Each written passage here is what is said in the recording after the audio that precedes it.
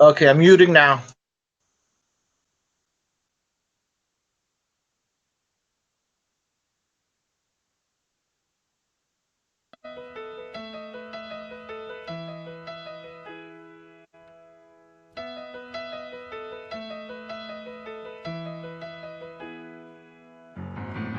Lately, Mother Earth has been feeling unsatisfied. I'd say it's plain from the rain, the sweet lady has started to cry. Fires crackle and blaze in the rays of her burning heart, and I don't think it's smart to lay and wait for the day that she dies in our arms. We gotta do something, we gotta do something. Before Mother Earth gets any more hurt, we gotta do something. From what I've read, there's a lot of bad stuff in the world today. It's been said it's getting rough to find a place where the children play.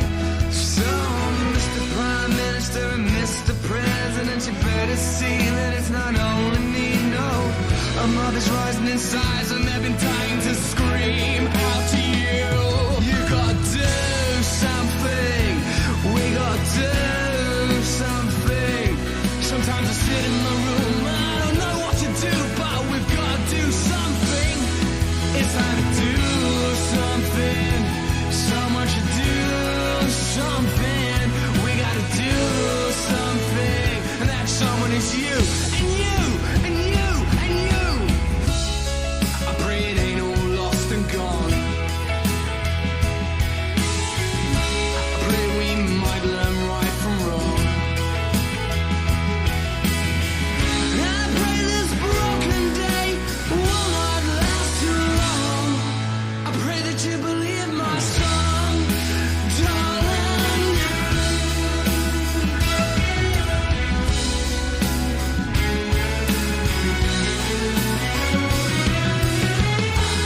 You know, I'm sorry if this is hard for you to take, but a lot of it just needs saying. And I don't see anyone else out there giving out this message. And if I don't do this, who's gonna do it? And maybe if someone hears these words, maybe the whole world gets round and listens to what I'm saying. Maybe we have a chance, because I don't want to see another child crying. I don't want to see another dog dying in the street. I can't see another homeless man because it doesn't seem right to me. He's got home, he's not got home. What's the point in that? Why can't we all just get together in one big home? And if I was in government, then I'd government things much more differently, because it ain't the best way to government things, so there's poor people everywhere. You know, I've just been sitting alone, thinking how can I do something, because I ain't gonna be in chains no more. You lot might have been conned, but I ain't been conned, because I'm a free man. I'm free, and I'm gonna let my soul soar, and the way I do that is through my music. So why don't you do something?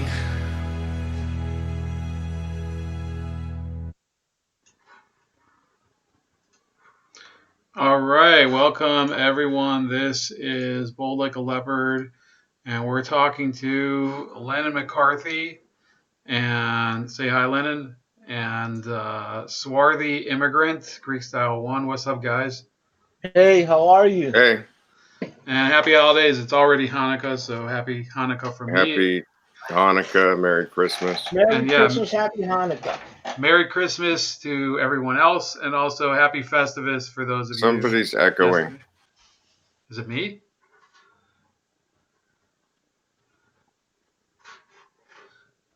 Maybe someone can tell me in the chat. Testing 1, 2, 3. I'm hearing everything echoed. I'm losing my mind.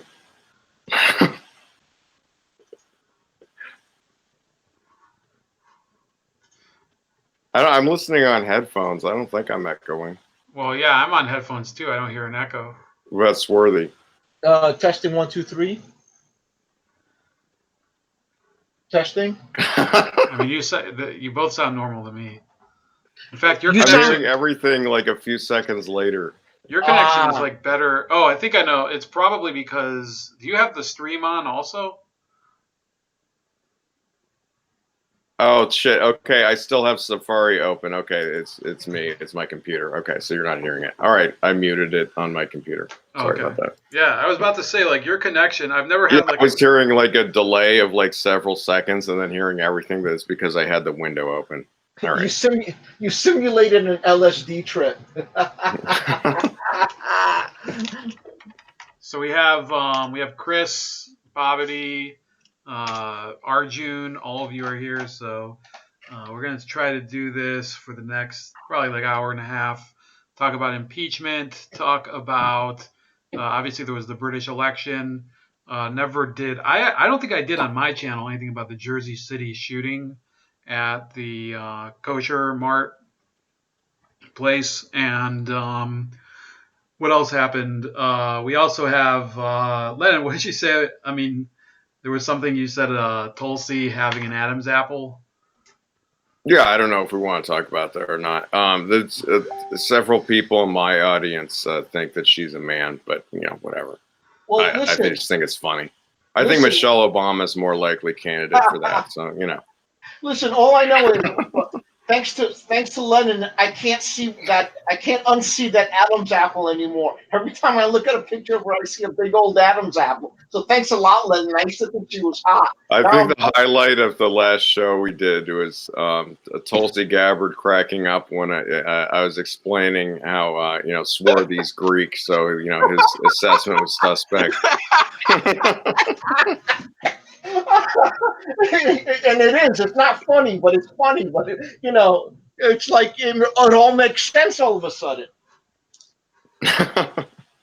So I think that there's.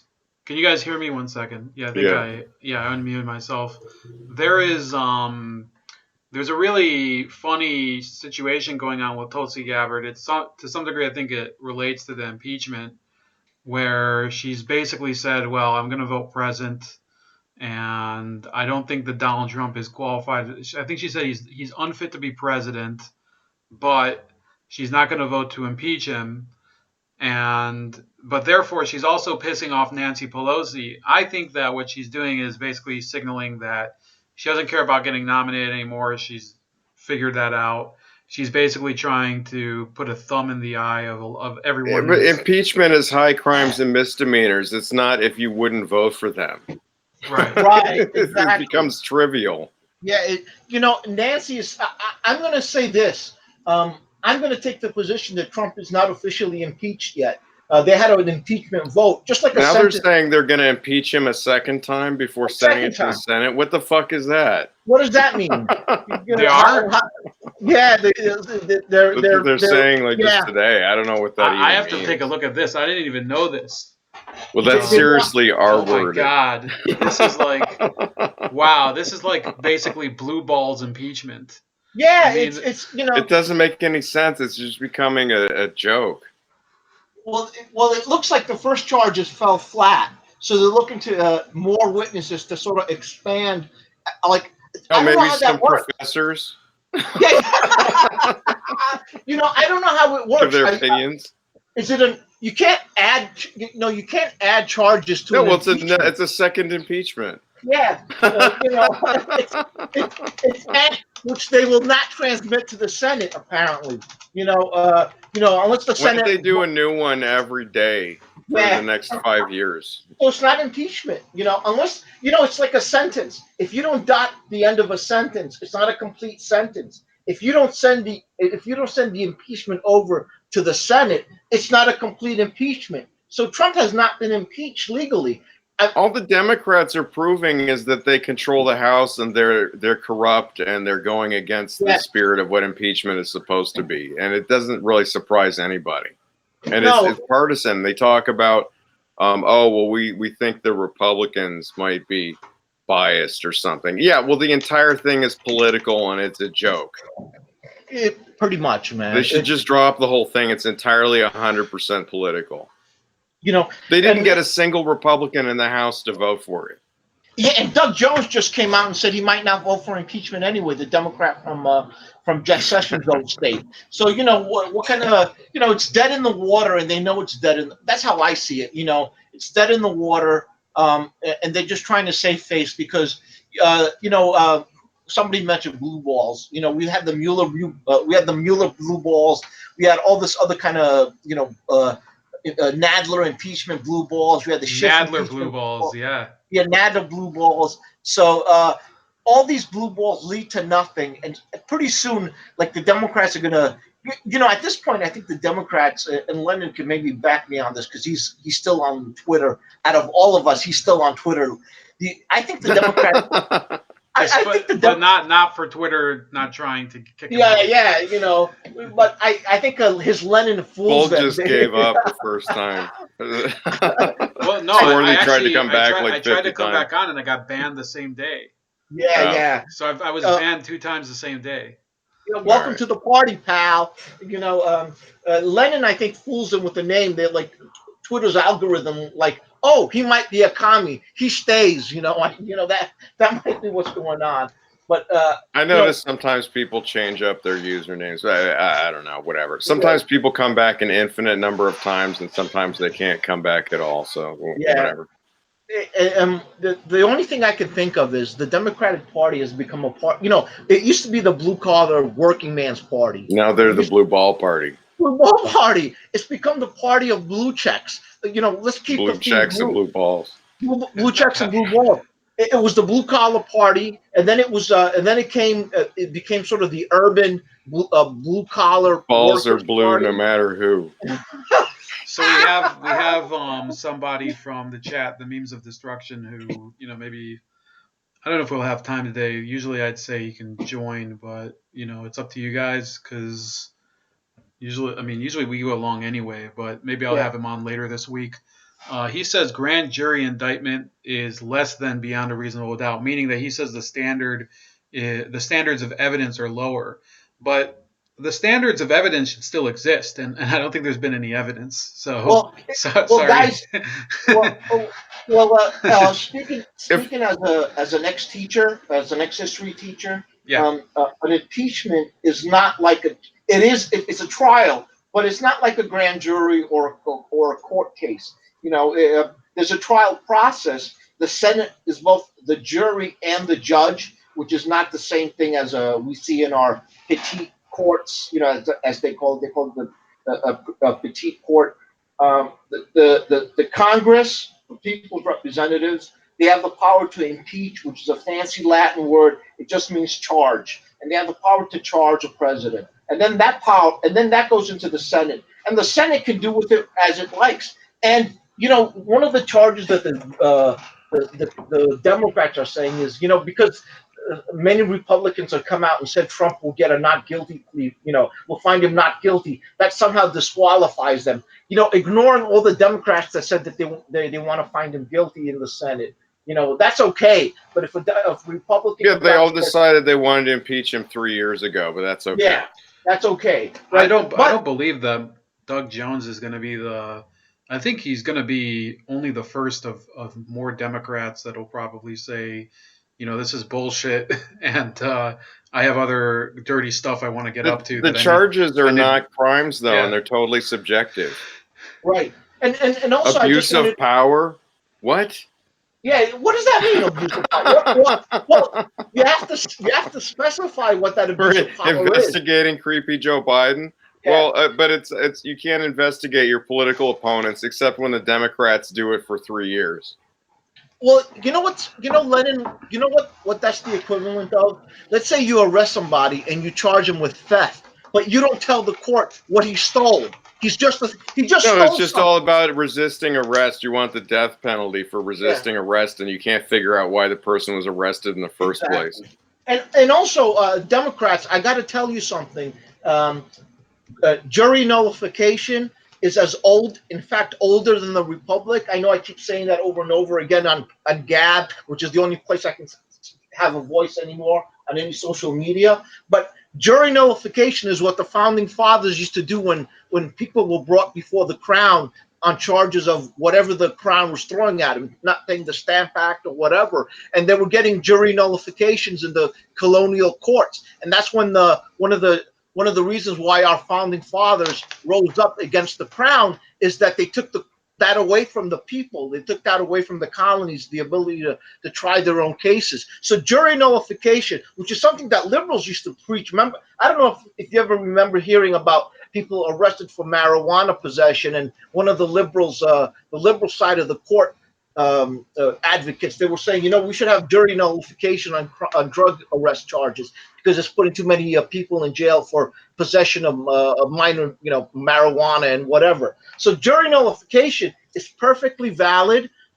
You don't have to be impartial. They select you and they can remove you on that, but there's nothing in the law that says a juror can be or cannot be impartial. That's total bullshit that the Democrats made up. So the Senate can do They were going to whatever have to select an entirely new Senate that's totally exactly. unbiased from both sides.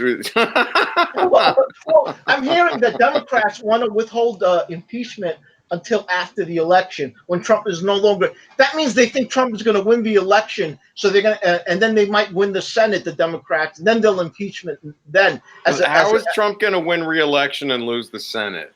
That's not going to happen. Well, He's probably that's going to win both houses. Like this friend of mine keeps saying, like over and over again, and I want to believe him, and he kind of agrees with you guys. He says that if people vote to reelect Trump, but they leave either the House in the Democrats' hands or both houses, it's almost like, I mean, he says it doesn't seem possible to him. Like, why would people vote for more, like 2 more years of what we're going through right now? It's just like utter they're going to vote for anarchy. Trump, but then they're going to vote for Democrats at the same time. Oh, and the Democrats have made their brand being Orange Man bad. Oh, I apologize. I assumed in the next election the Democrats were going to cheat, and so I just assumed. Well, if they cheat, then he might lose. I don't know. Yeah, it just seems hard to believe that he's going to lose the Senate and win the presidency. That's all. I guess we might have to prepare for President Klobuchar. Well, guys, we're in the midst of a coup. I mean, I keep President saying Biden would be funny. I'm not endorsing him, and I wouldn't vote for him, but he would be funny. Well, he would be funny because he's going to start it. I kept kidding around that as soon as Trump is gone, the Democrats will go back to deporting Mexicans again, like they were before. The Democrats, believe it or not, they're not they were for the longest time, especially when the unions were heavily Democratic. Now the union vote doesn't seem to matter, but unions did not like immigration, illegal or legal immigration coming to America because it took jobs away from union workers. I know this for a fact. I grew up in the garment district here in New York City. I've lived this. We became immigrants through Republican administrations over and over again. Legal immigration, green card, the whole, pass the test, the whole 9 yards. We came in under the Ford administration. That's how we got our visa. We got our visa because we had a guaranteed, we as in my family, I was a baby at the time. My parents had a guaranteed job. And then they became, when Clinton was president, they couldn't get any sort of a hearing to become American citizens. Maybe they were European, who the fuck knows? They didn't become American citizens until the George Bush Jr. administration. I was able to become a citizen right away because, I can't fail a history test. How are they going to, what excuse are they going to find to deny me my citizenship? I was never arrested. I never had any traffic ticket or anything. So there was no way they can stop me, but they sure tried to stop my parents from becoming American citizens until the Republicans came into power. So this line that the Democrats are the party of immigrants, that's bullshit. They just took that on to troll the Republicans. As soon as it's convenient for them, they'll become pro-immigrant or anti-immigrant. Well, they just want to sheepdog a large demographic of people. Yeah, well. And they might be embracing immigration now as a demographic change plan. They want to destroy the demographic makeup of certain states in the country to benefit Democrats. That might be they lost the blue collar vote. They lost the working man vote in the red states. So where else are they going to get their votes from? It's going to be some sort of urban coalition. And also the way it strengthens the urban coalition is, you get congressional votes based on population. It doesn't need to be legal immigration. You could have illegals and you will get that. Yeah, that's another way, aside from whether or not illegals illegally vote.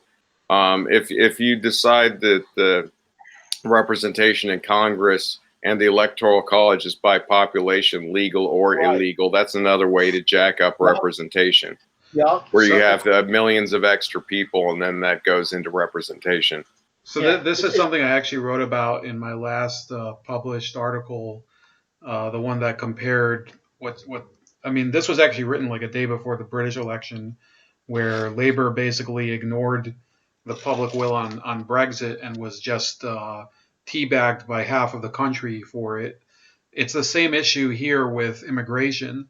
In poll after poll, American respondents reject any sort of principle of open borders, whether it's literally asking them if they're in favor of open borders. In general, Americans are against it 79 to 21%. Even women, who are the most pro-immigration group, women between 18 and 34, are against it 68 to 32. Hispanics are against it 81%. Black people 74%, and even self-identified Democrats are against it 68%. So this entire notion that we're going to promote a more diverse open border society, it's a losing strategy in my opinion from the polls. But what Trump will have to do is he'll have to, I think, clobber them over the head with it in terms of he's gonna have to do the same thing that Boris Johnson did to Jeremy Corbyn. All the time he's going to have to talk about immigration, and hammer it into them, because the fact is, I think that, like Swarthy said, the Republican Party's never been xenophobic and anti-immigration, but I don't think that people are looking for this massive flow of people that the Democrats say can be accommodated without any problem. Most people understand that there's limited resources. They see there's school levies going up. I know for sure because they talk to me about it here. And, a lot of this is because of more people coming in that have to be accommodated, and there has to be more infrastructure and resources for them. And there's always this bullshit that keeps getting peddled that they're a net gain for society, when in reality, maybe they're not getting as many benefits as a regular poor person might, but in general, they do consume a lot of state resources here. Well,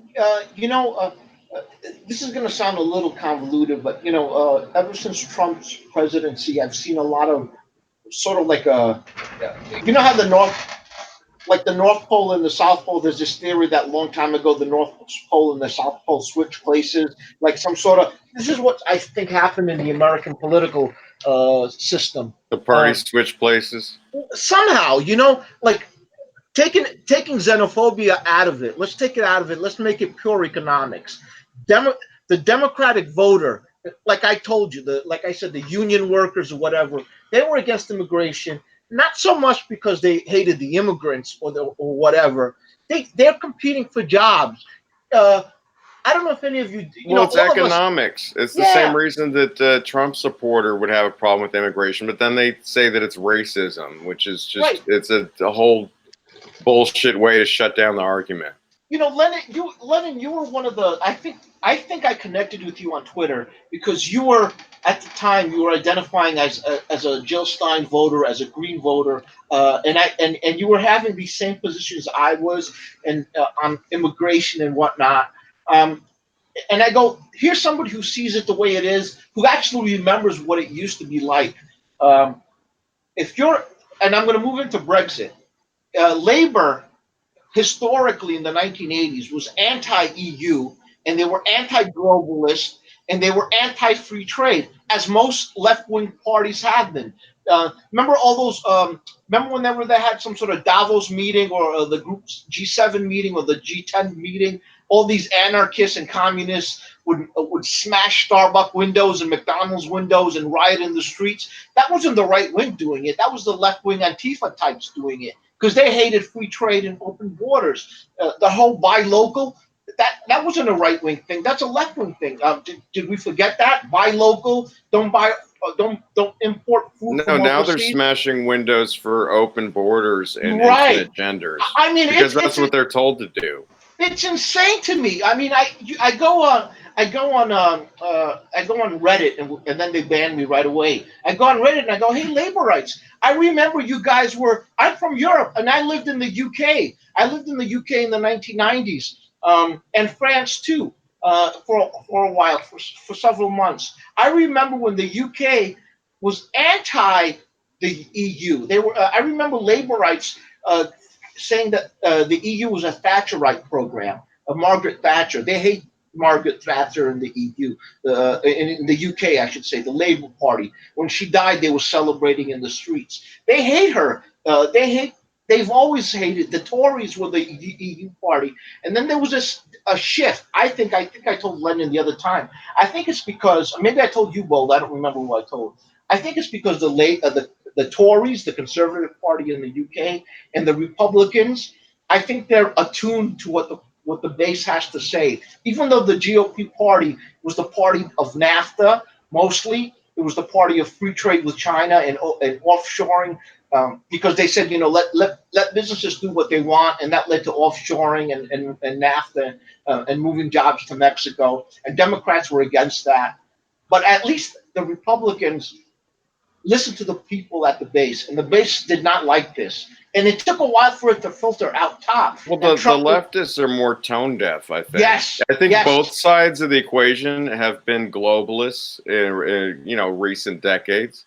But the left is just tone deaf, and they have unpopular positions that they astroturf and pretend are popular. Well, yes. I have kind of a different idea of why that might be, Swarthy, which is the Republicans. I think there's still this issue, and Tucker Carlson is bringing it up a lot, and I think some of it he might be exaggerating, but he's talking about the Purdue family and OxyContin and things like that, which is Yes. that there's people in the conservative movement that are more receptive to feedback from I guess the field. They're not completely oblivious to what's going on. But I think it might also be because the majority of the media is really, really, really left wing media and academia, and they think that the people don't really think the same way as we do, and that's why we get to tell them what to do. And if you watch,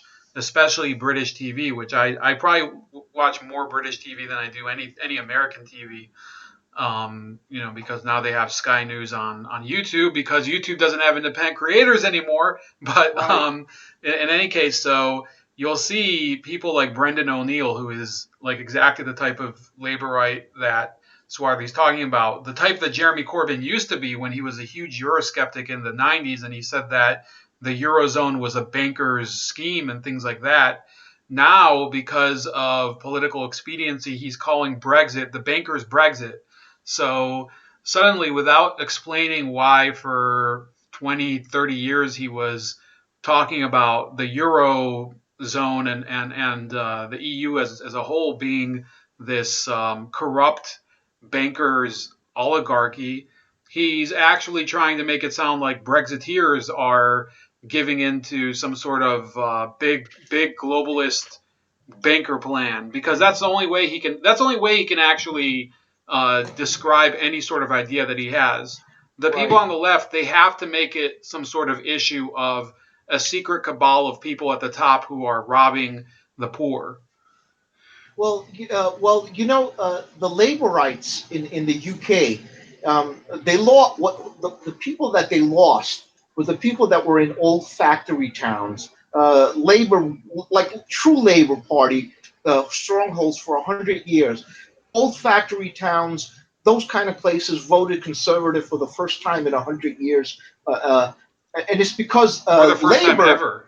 ever. Yeah. The Some Labor of them Party was founded 100, yeah. years ago. So ever, you know, because Labor has been taken over, it's become the party in the UK. Labor has become the party of blue checks on Twitter, college idiots, college kids who are also in the UK. If you're in college, you're the son of rich. You're the son and daughter of rich people. There's no free college in the UK. Okay, so if you're in Cambridge and if you're in Oxford, your family is rich. So it's become the party of the rich college crowd, and it's become the party of the rich or upper middle class suburbanites. who like to they do day trips into France. I'm hearing beeping. That's not me. Oh, If so somebody's it's honking a horn outside on a window. um, so labor has become a party of these upper middle class suburbanites. You know, maybe they work on at internet, some sort of coding job or something. You know, they're the ones who made well under the new uh, uh, computer economy, the online economy, and they live in the suburbs and they can afford to take day trips to France. I was, you know, if you ever go to UK, you'll see them every Saturday and Friday night. They take their car and either go on ferry or they take the channel and they go into France. Sometimes they go all the way to the south of France and they load up their car with French wines and cheeses, and then they come back on Sunday. You know, for them the EU is a paradise. You know, they vacation in Spain, they vacation in Greece, they vacation in Italy. You know, they don't need a passport because they have the money to do so. That's who wants to stay in the EU. Meanwhile, the poor schmuck, if I could use a Yiddish word, the poor schmuck out in these labor farms, they have to compete with jobs with immigrants. And you know, here's the funny part: EU's immigrants are mostly white people from Eastern Europe, you know, Polish people, Albanians, Greeks, Italians, other people that flock into the EU, and they lose their jobs to these people. You know, some of them are highly educated, you know, and they're working busboy jobs and waiter jobs because they'll do anything for a living, you know, because their economies back home suck. So if you're a laborite and your kid can't get a job, you can't get a job because the factory closed down 30 years ago, and you want to leave the EU. You're losing your job to some guy from the Ukraine or some guy who's Polish or some guy, you know, no offense to these people, but that's what's happening to people in labor. So they voted for Brexit. And they thought labor would have their back because for 30, 40, 50 years, the Labor Party has been a Eurosceptic party. Corbyn, in particular, I think he was elected because I think he was put in charge of the Labor Party because he was seen as an anti-EU laborite. And then the powers that be, the Hillary Clintons of the EU, the Hillary Clinton version of the Laborite Party, put in place a pro-Brexit agenda, and that's what screwed him up. I think if you're a laborite, why would you vote for Labor? You mean again? anti-Brexit, right? Yeah, like they wanted to be the Labor guy in the field, the party base. They're anti-EU, but the Labor Party elite, they're pro-EU all of a sudden. And Corbyn shifted his ideology from being 40 years of anti-EU to suddenly embracing the EU. And if you're a laborite, why would you vote for this? Yeah, this it's just stupid like the party? Democrats. Yeah. You know, there's all those clips from years ago, and it's Democrats and Republicans, but they used to all sound exactly like Trump on immigration. Exactly. What did Bernie say? The open borders It's a Koch brothers proposal. I keep saying Koch brothers. Is it Yeah. Koch brothers?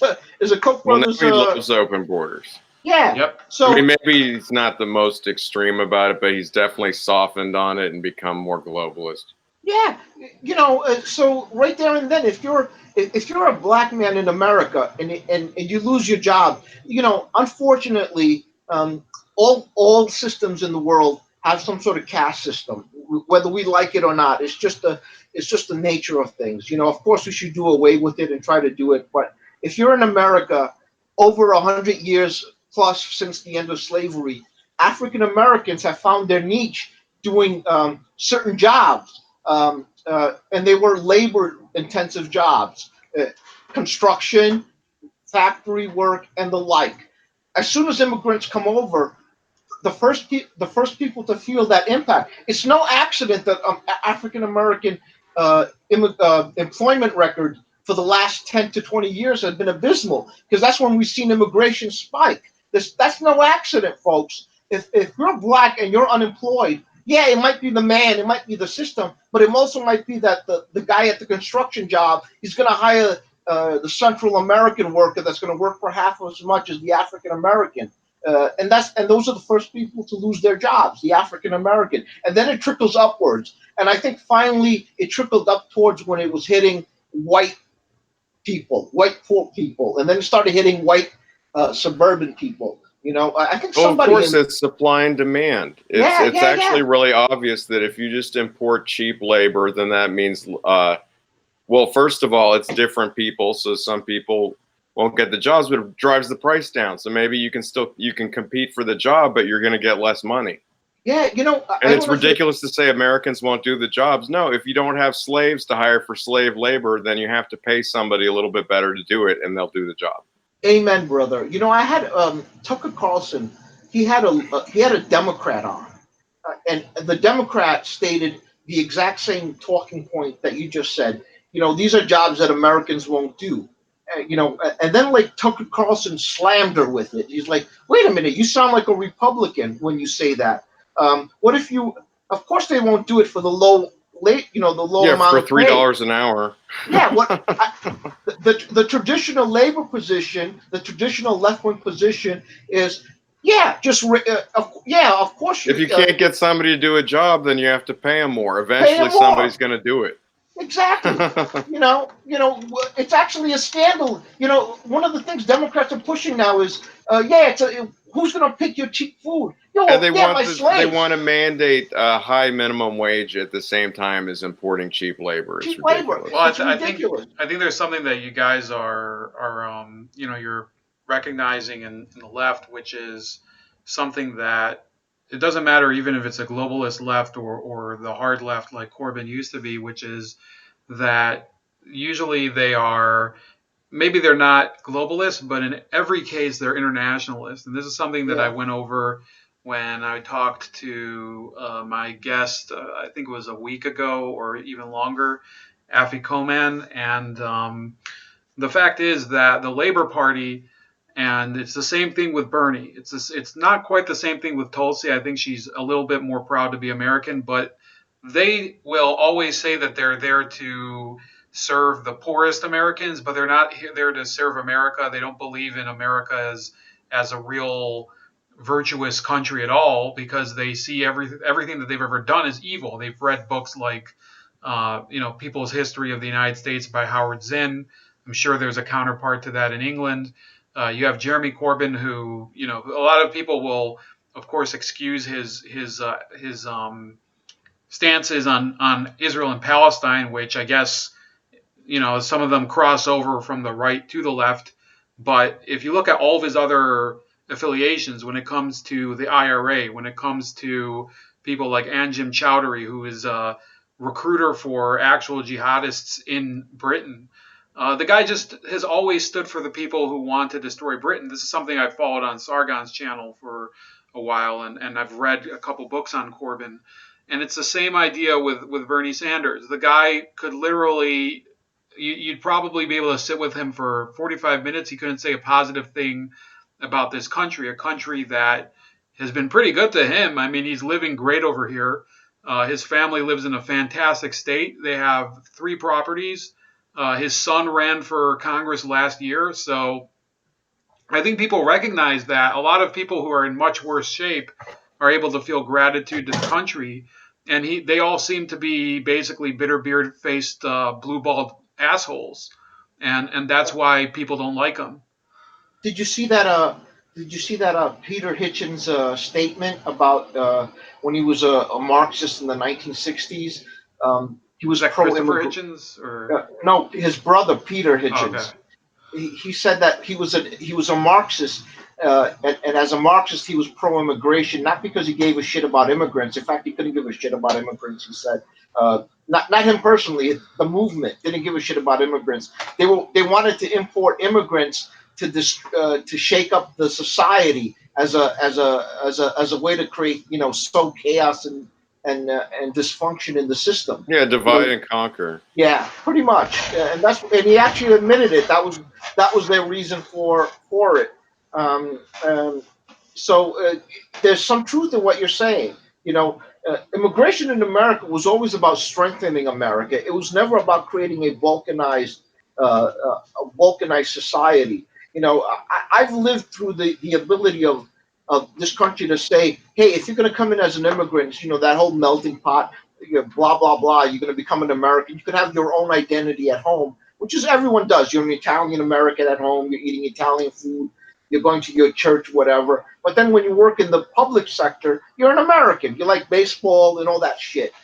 But nowadays, I'm seeing Democrats say, you don't have to speak English. You don't have to. I'm offended when till this day, I'm offended when I call up on telephone. You go, press two, press one for English, two for Spanish, or something like that. No offense against the Spanish language, but and it's not up to a business to sort of like the business doesn't care what language you speak. They just want to make money. But at the end of the day, if we don't assimilate immigrants into the country, you will have balkanization. You will have a Yugoslavia in the United States. And for the long term, I don't know what the long term is, man. 50 years, 100 years, 20 years. That's going to lead to some sort of societal breakdown. There's no way around it. Right, and I think that when we're looking at this attitude that you see in the Democrats right now, where they had a stupid town hall with transsexuals, that they had like one kid and her and its mom. I don't even know what sex it was, but its mom was like talking to whoever the hell was on stage. I think it might have been Beto. Not that it matters. And it was a white transsexual, and then like this black transsexual like climbs out of the seats and starts like berating them and yelling at them like in a very obviously aggressive and it's like, dude, like fucking do something like important. Like nobody cares about your bullshit. This is like the distraction that the Democrats are getting really into. Like if people want to like walk around in fucking like moo-moos and like and they everybody knows they got hairy armpits under it. I don't think that that's really. Well, they banned what's his name, Andy No, from Twitter for talking about statistics because some of the people scream about the murders of transsexuals, and then you pointed out that it's actually less than like regular people. And it's done by immigrants. It's done by a minority. In other words, if you're a black transsexual, yeah, exactly. It's a black man that's abusing you. It's not. They just cherry pick issues to focus on like it's the most important thing in the world, and it's just because you're focused in like with a microscope. Yeah. Because that's what you care about. People don't really want to talk about transsexuals and how and then once you talk about it, then they say, well, we want to talk about black transsexuals. Well, okay. So then people start talking about that. Like you said, like often it's some dude who happens to be black that ends up murdering this person. And then they don't want to talk about it anymore. They want to ban some.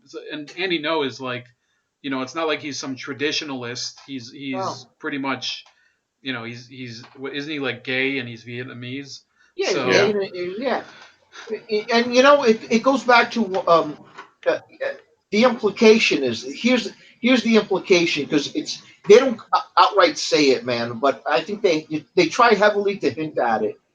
When they're trying to make the implication that Trump is empowering white KKK SS types to go out in the streets and beat up gay people, especially gay black people and whatnot.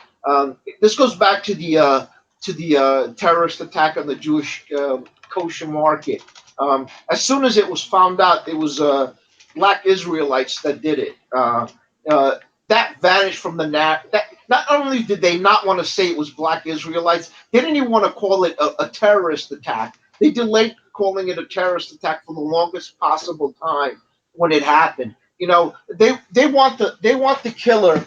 This is a big country. Well, because they want to push a narrative that isn't realistic. Let me step in. Like the first few hours, and I think it was until the next day, they didn't even call it a kosher mart. They called it a bodega, which is usually a bodega. Yeah, like look, I actually did know somebody who owned a bodega who was Jewish, but the point is, like, typically you want to call like a Jewish kosher goods store a bodega. So it's just like that time there was the massive terror attack in Sri Lanka at the church, and they called the people that were killed Easter worshippers.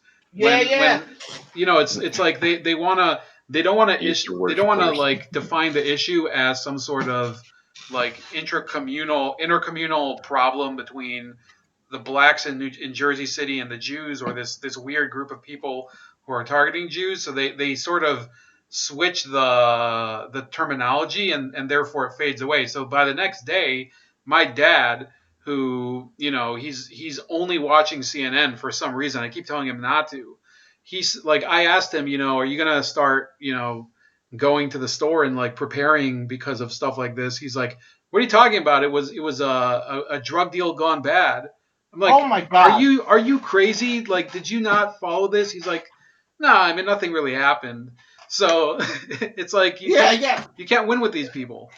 Well, to that point we were talking about earlier, I think a week before that happened, Bold and I were talking about, I think it was about Al Sharpton, and how in the 1980s and 90s he was leading pogroms, basically pogroms in Jewish neighborhoods and in Harlem against Jewish business owners. And it's continued on since then. It hasn't gone away. And one of the reasons it's happening is you have this community of Orthodox Jews, and they live because they're poor. They're not rich. I know there's a lot of, Jews have money and whatever, but I've lived among these people.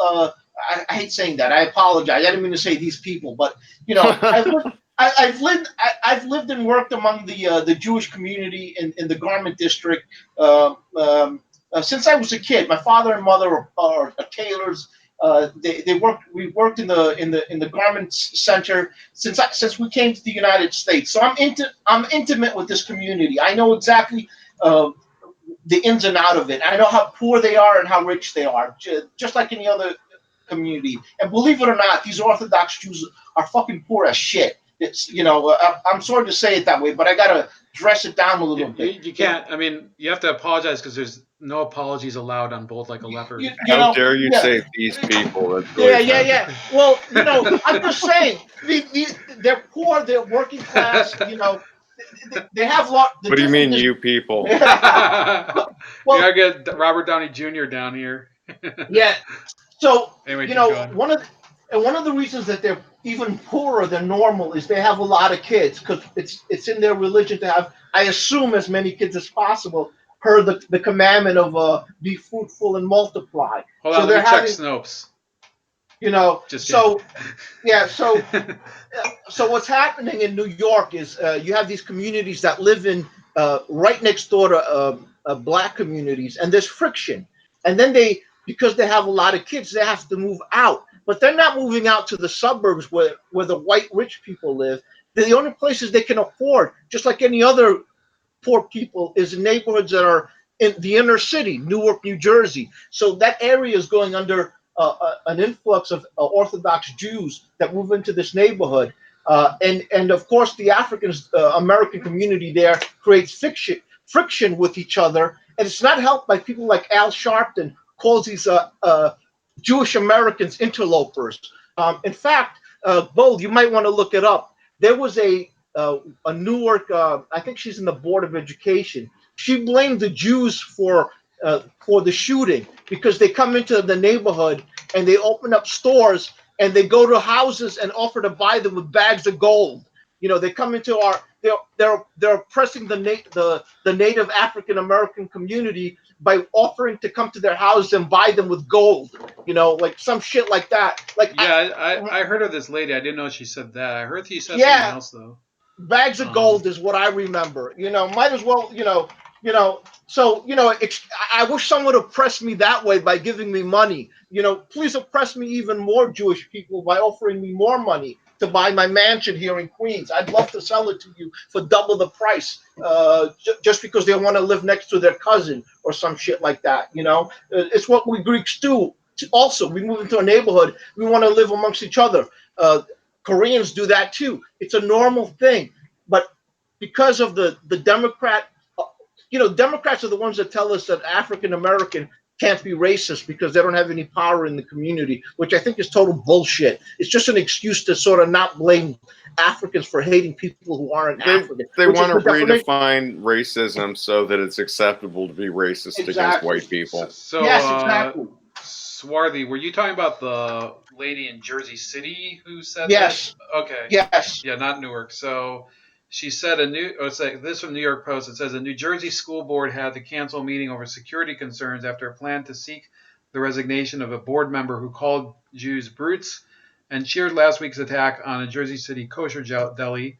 Officials said, "All I know is I've been told to cancel the meeting over security concerns." Okay, I wonder who was threatening Bullshit. them. Bullshit. They canceled it. They canceled it so they don't have cameras there. That was They the wanted real reason. like a closed door meeting. Yeah, they canceled it. And they needed an excuse to cancel it. That's the real reason. So it says in a Facebook post Sunday, board member Joan Terrell Page accused Jewish people of threatening and intimidating black homeowners, mentioning the December 10th shooting in the market. Governor Phil Murphy accused her of anti-Semitism and called for resignation after the posts were discovered. Thomas said he was planning on Thursday to ask the board to censure her and seek her resignation. We have over 50 children scheduled to perform at the meeting tonight, which was expected to I don't know what the hell they're performing for. Yeah. So who cares? But yeah, I think she still has a job. By the way, she hasn't resigned. She still has that job. Like I think like I'll be honest. Like if in my world, I think people would be able to say like ridiculous, outrageous stuff. But I mean, she's kind of representing the entire city, and it's like, look, I get it. I see there's a lot of like aggressive people trying to buy other people's houses. I know that to be a fact. Like the neighborhood where my sister lives here, and it is like the Jewish community I'm talking about, where they come and they say to you, hey, we'll give you double market value for your house because we want to live in this neighborhood. Because on the Sabbath, the thing is that Jews, like Orthodox Jews, not conservative or Reform Jews, right. So they walk to the synagogue. They don't drive or bike or anything. So like, I get it that it's annoying. I get it that it's like and there are cities where this has become like a real issue with other residents. I believe in other parts of New Jersey where, there's issues between the Jewish community and other residents, especially concerning school money and zoning and building synagogues and things like that. That being said, I think it might have been a bit more, tactful to have raised those concerns at a different juncture than the week after, this shooting. So, I guess I don't know if she's resigned yet. Maybe Nope. she has, but nope. I think it does show that, these stories, like yes, this is a hate crime, but is a hate crime a murder that's caused by that sort of motivation? Does it really matter? I think those two people were dead anyway. So like people are focusing on hate crimes all the time. Then an actual hate crime happens. Did it really matter what the motivation was? Ultimately, it only matters if you can blame Trump and white supremacy. Yeah, exactly. Right. Exactly, Lennon. Exactly, bro. Exactly. They can virtue signal about it. As soon as we had that case in California where a white guy, white national, quote unquote, shot up a synagogue and cost a rabbi his finger. Right. As soon as that rabbi praised Donald Trump, boy, was that out of the news quick, wasn't it?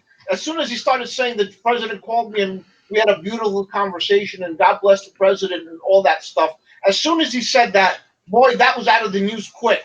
They couldn't stop talking. They couldn't stop talking about that shooting fast enough. Even though it was a white shooter, just the kind of story they want.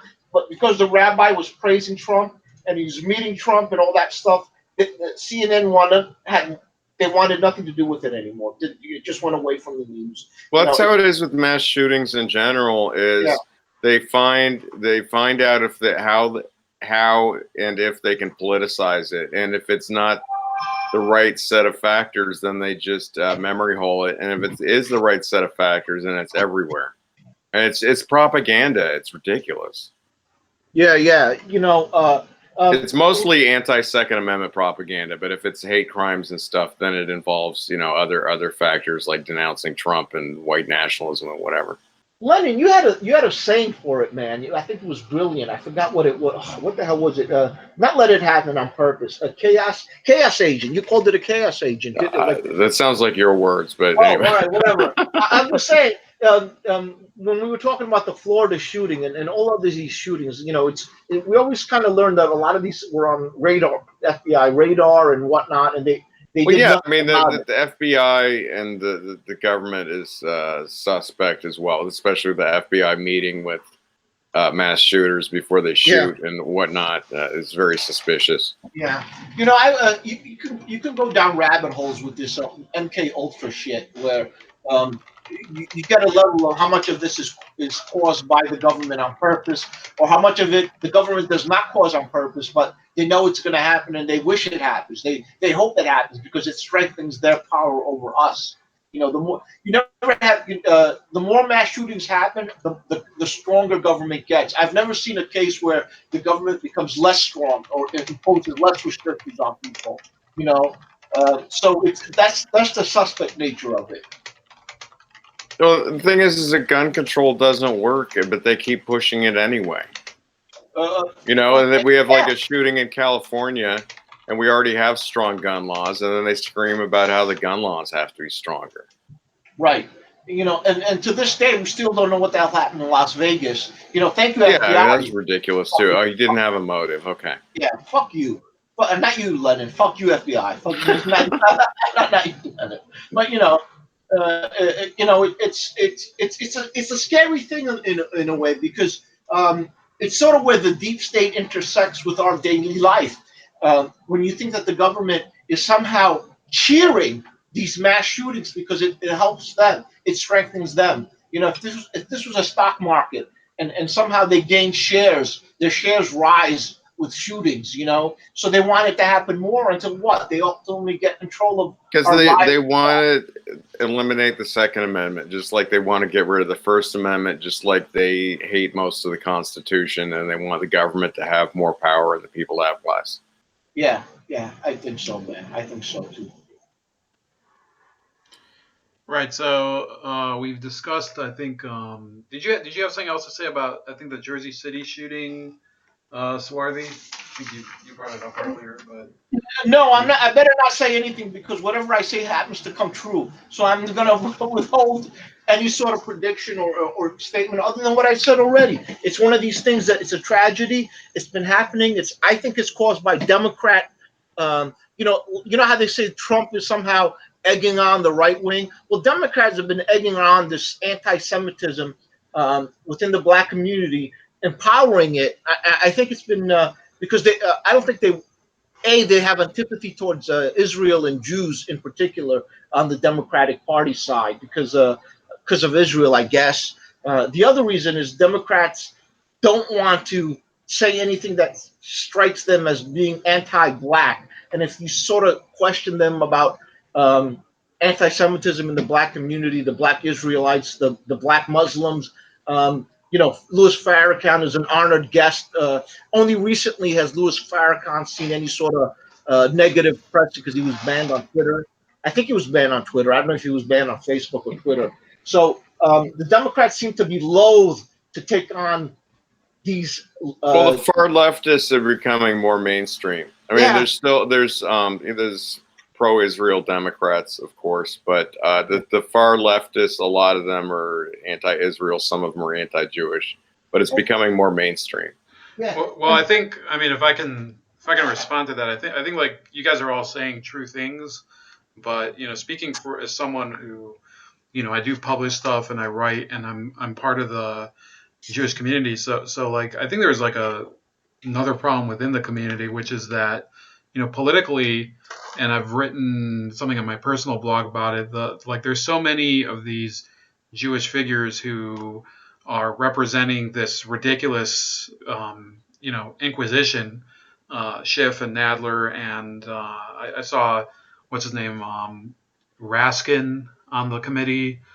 So a lot of them are beholden to their position within the Democratic Party. So therefore, they're making themselves very visible. And a lot of people within my community are saying, well, people who don't agree with impeachment, they're saying, well, look at this. I mean, this all looks ridiculous. People know that these people are Jewish. I mean, you look at Raskin, he basically, he has the whole Jew fro that he tries to tie back and sneak around. It doesn't work. I mean, people know instantly, when you see him, what tribe he's from. So it's extremely embarrassing. And in general, when we have organizations that claim to represent you, we're not the only community like that. Obviously, the NAACP does the same thing for blacks. And you have, there's a bunch of other alphabet soup groups that are doing the same thing for other communities. But the ADL, with its censorship, positions. The APAC also, which I've never supported. Who try to. In fact, they've done this campaign against Rand Paul, who I supported in 2016, trying to say that he supports boycotts because he's against the anti-BES legislation, when he wrote an article for American Conservatives saying that Americans have a right to boycott, even if they're wrong. So that's not supporting boycotts. So I think we do have a problem of a rotten leadership, rotten to the core leadership in the Jewish community. And it's the same with all these other communities. You have these morons like Maxine Waters representing the black community. People like Louis Gutierrez, who isn't in Congress anymore, representing Hispanics. Ocasio-Cortez is a new one. All of these people, they get into Congress and they act like they're these feudal barons for their entire community. Well, it's identity politics. Right. Yeah, pretty much. So and they use the identity as a shield.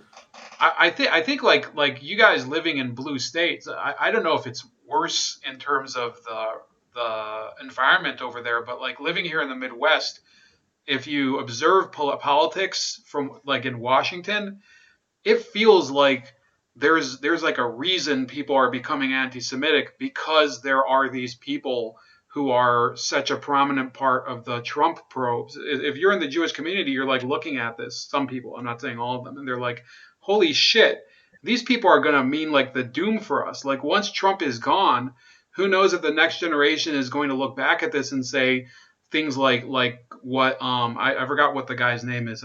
Like it's this I think his name, he runs True News, and he said that this is a Jew coup. So I think that there's really a problem that's just beyond Farrakhan and things like that, who I've covered before.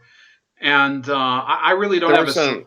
What's that? There was an article from The Intercept a while ago. It was one of the most ridiculous articles I've ever seen, and it was saying that Trump was an anti-Semite and using anti-Semitic tropes when he criticized Adam Schiff. And I guess a lot of people know he's Jewish. Probably a lot of people still don't. I didn't at first, but it's just kind of ridiculous that they're like, and they were quoting extensively the Daily Stormer, and I thought it was ridiculous. Like, what are they promoting, the Daily Stormer? Yeah, it was the most ridiculous article. It is, it's how do they smear it? But I think both, if I'm hearing you correctly, you're saying that because a lot of these impeachment leaders are Jewish Americans, that in the future, people that support Trump will look back at it and say, "Oh, these Jewish Americans have supported the impeachment coup, so there must be something up with them. There must be some sort of Jewish plot against Trump or our country." Is that what you're saying? Yeah, so something to that degree, but because there's people who, they grew up in evangelical families, and they were, it's kind of more of a religious issue why they support Israel, for example. But Right. Attitudes change, and people can change for various reasons. And this right. sort of, I don't really believe this executive order he signed really is, I don't think it practically is a good idea. But certainly I think it's a sincere gesture on the part of Trump. I think he might have done it because he's good friends with Robert Kraft, who is Jewish and who's the owner of the Patriots, and he was at the ceremony. I think I don't think Donald Trump like is really anti-Semitic. I think he just says stuff that's off the cuff. But what's going on with this impeachment inquiry? You have a number of the witnesses are Jewish, like Vindman. You do have Schiff.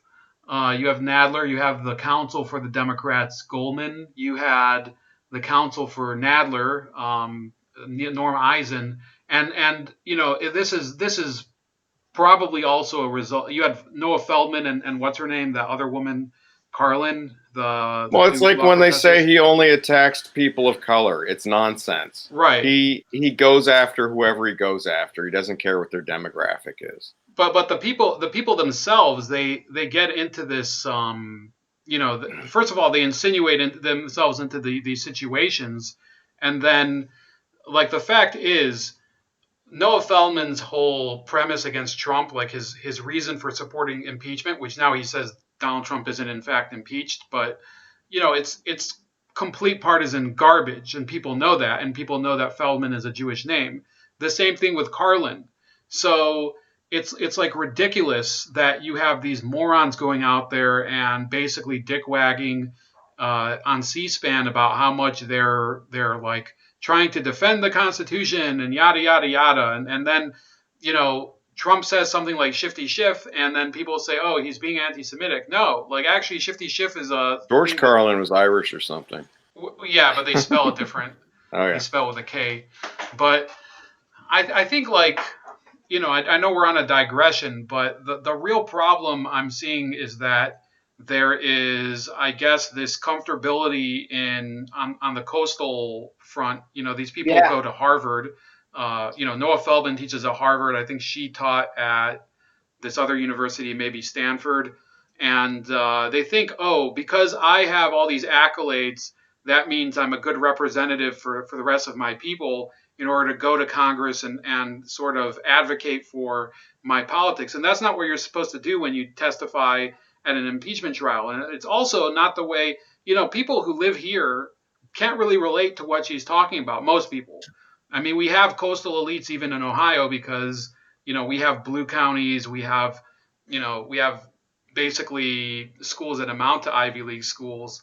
But in general, I think that the same disconnect that we were talking about Corbyn, who ironically is called an anti-Semite, you see among a lot of the people who are complaining about anti-Semitism themselves. And, that I think in the future, Swarthy, I think you got exactly what I was talking about. It's not going to be good. And that's why I've been trying to warn people, and I don't really have like a good audience for it. Well, you know what I'm seeing here in New York? I'm seeing and this was before Trump. There was a case where the Orthodox Jews moved out into Long Island to a place where there has a lot of secular Jewish, traditional, the 1950s, 1960s, the Levittown types of secular Jews. They left the inner city after World War II. They lived in the suburbs. And then suddenly, I think about 10 years ago or so, Orthodox Jews started moving into these neighborhoods. Again, because they're overcrowding in Brooklyn and they need to branch out. So they move as a community into these places in Long Island. And what they wanted to do is they wanted to put a fish line around the town. This allows the Orthodox Jews who are not allowed to do any work on the Sabbath to go shopping with their family, drive a car. For whatever their roof. Yeah. Yeah. So for whatever reason that fish line gives them a way out of the commandment, of to rest on the Sabbath. So the ones that were fighting that were not Christians. It wasn't white people. It wasn't black people. It was secular Jews who didn't want these Orthodox Jews to move into their neighborhoods. So what you're seeing with Adam Schiff and all these anti-Trump Democrat Jews against Trump, who are also against Israel in a way, they're the ones who are. They say they're pro-Israel and pro-Palestine at the same time. They're actually fighting with the Orthodox Jews here in New York City. Like they literally hate each other. It's hard for me to, I've worked with both the Orthodox Jews, mostly secular Jews. The secular Jews hate the Orthodox. I knew a Jewish family from Egypt. They owned a few. I'm gonna say it. Models, the Model Sporting store here in New York City. They sell sports paraphernalia. They sell all the Jet stuff, right? Yeah, one of their sons became an Orthodox Jew. He converted to a Hasidic sect, and his family. It was a mix between Syrian Jews and Egyptian Jews. I forget if they were Syrian or Egyptian. They disowned him. I'm sorry, they weren't Syrian because Syrians are a different thing. They were Egyptian Jews, and they disowned their son because he became a conservative Jewish person with the hair and he grew the side locks and he had the tassels and everything. And they literally hate each other. For me, it's hard to understand. But I've seen it on the outside. So I think since then it's gotten worse. So that fear that you have that people would turn on the secular Jews and the Democratic Party, and one day the Trump people will hate the Jews and stuff. I'm not seeing any of that in any sort of Republican field. The only place I actually see that is in the Orthodox Jew versus the secular Jew problem here in New York City in the tri-state area. In fact, if you read articles here, like the New York Times and whatever, once in a while they'll have an article from the secular Jewish position trying to down browbeat the Orthodox. They'll have an article about the divorce problems in the Orthodox Jewish community and things of that nature. So I'm seeing this hatred exist, but it's not coming from Christian things. It's actually coming from within the Jewish. I've actually read an article I think recently in the New York Times about how secular Jews are afraid that people won't support Israel anymore because of Trump somehow.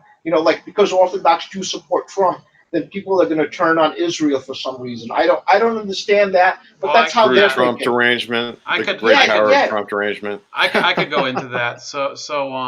Yeah. I think like you guys are kind of, I mean, Lennon, I don't know what part of California you live in, and I'm not going to ask on the air, but like in Southern. yeah, so in any case, yeah, so in southern, I mean, maybe a lot of Persian Jews, a lot of them live out there, but the fact is that in terms of cultural affinity to, the roots, the non-Orthodox Jews are getting weaker and weaker. One of the reasons is that they marry people who are either they don't want to convert or they don't really, they're not religious, or they themselves, the Jewish person isn't religious. So then the actual belief system doesn't really get sustained. So then there's a lot of Jewish people who could probably look believably white. Natalie Portman, for example, could easily be, on the outside, I don't think she really looks anything besides like a white woman. So Who? Natalie Portman. Oh yeah, she's Jewish, all right. Yeah, Yeah, I mean, she was even born in Israel, but Yeah. so the fact is that if you don't have any sort of ties to, like, I get up every morning, I actually do the whole prayer, I put on the tefillin and everything, and I'm not even the most observant person. I don't even talk about religion much on my channel. I don't even talk about the Bible much on my channel because I don't really think that most of my viewers are like, I think people know the type of content I put out, but I think that a lot of these people who Swarthy's talking about, these secular people, they've replaced their actual heritage with kind of the modern liberal culture. So Yes. they Well, it becomes an identity politics thing. yeah, absolutely. So it's the same way. You guys remember back in the 90s, there was In Living Color, where in a lot of the skits, like these black people would be wearing dashikis and stuff. But everybody knows. I mean, it's not really African culture. If everybody's being honest, it's kind of like some sort of cartoon version of it. That's Wakanda. right. So like the fact is, like I would say that a lot of these people, they'll like, they'll watch Adam Sandler movies or Larry David thing, or they might go to the deli and eat kind of like a knish or something, but they don't really look into. And I'm not saying they have to believe it because I'm a libertarian. I don't have any problem with people being atheist or Catholic or anything. So I don't think they have to believe in Judaism, but they don't even want to explore what it really means. So you have people saying that Hanukkah is a festival of lights and about tolerance and everything. If you look into the roots of Hanukkah, it's actually quite the opposite. In fact, this is a bit awkward, but it represents the struggle of the Maccabees, the Jewish rebels in, I think it was the 3rd century BC, against the Greek Empire. Sorry about that. Sorry about that. No Sorry biggie, about man. that. I mean, this is. I mean, they didn't have YouTube to resolve their disputes on back in the day. So maybe if they did, less blood would have been shed. But in any case, so it's not. But my point is, Judaism is very much not a pluralistic religion. It's not multicultural. It has a very, very set theological perspective. And a lot of these people, and they're not only secular people, they are people who believe in sort of more modern approaches to Judaism. They really deviate from it, and then they claim that they speak in the name of it. And Yeah. I think that it's leading to a lot of the things that you're talking about. So you guys are observing it. I mean, I don't know, like if you studied any of the religion yourselves. I'm not going to assume yes or no, but Yeah, oh yeah, I studied. I was a. I have a master's in history. I took a lot of um, uh, what do you call it? Not comparative comparative. religion, Comparative religion. Yeah, I right? took a lot of that. So, Um, so, so, like in a comparative religion class, just like you probably could only fit in a couple, like important themes in Buddhism, like the same thing. People, you can't learn an entire religion in a few classes. So, like you probably have a deeper understanding of some of the principles of Judaism than a lot of the people who grew up thinking of themselves as Jewish, and in some cases they just haven't been exposed to it, or they've never taken an interest in it. And I've those are the read the people. entire Old Testament, so that's something. yeah, yeah. Right. Yeah. Oh, you have? So yeah, I mean, you might be at an advantage too. So, like, there are some people, I would probably believe that some of I'm not an these. expert though. But Yeah, but you've at least read it. Some people have never read it. Some people don't want to read it. And I would say that a lot of the people that we're talking about are the ones who lead the ADL, the ones who pretend to be leaders of the Jewish community, when in reality they're in it for the ego, just like a lot of these frauds are, just like Jesse Jackson is. So anyway, I think we kind of pile drove that topic to the ground on Hanukkah. And what was the other thing we were going to talk about? We're going to talk about the porn debate. If you got, Yeah. I think both of you said you had kind of some ideas about it. I released a video in the morning concerning the E. Michael Jones debate with Styx. So just want to get you guys and your appraisal of the topic itself, maybe the debate if you saw it. I Which, just saw a little bit of that. I mean, it was a little bit ridiculous and polarizing. I didn't watch the entire E. Michael Jones and Styx thing. I watched some of it, but I just think that so I don't agree with people who want to ban porn for a couple reasons. It's not practical. The government's corrupt. You don't want to give them more power to control stuff. But on the other hand, I recognize I actually agree with a lot of points the anti-porn people make. I think it's kind of like a thing like cigarettes, where some of the people defending porn, they sound a little bit like the cigarette companies when they used to say that cigarettes were good for you. yeah, yeah, So yeah. I support people arguing against porn, saying you should personally not watch it, etc. I mean, to an extent, but yeah, I think that trying to get the government to ban it, that doesn't make any sense to me. So you, Yeah, you agree with the advocacy, but not the Yeah, I think if prescription. you want to speak against it and say you don't think people should watch it, that's fine. I think it's similar to something like cigarettes, where like everybody knows that they cause cancer and whatnot, but some people are going to smoke anyway, and they're not going to make them illegal, but they are going to tax the hell out of them. yeah. Well, I didn't see the debate with Sticks. Was he wearing a shirt this time, or was he topless I like don't he remember. usually? No, he was wearing a shirt. A lot of users Okay. were saying, "Oh, I'm glad you're wearing a shirt." Yeah, finally he wears a shirt. My take on it is just like Lenin's.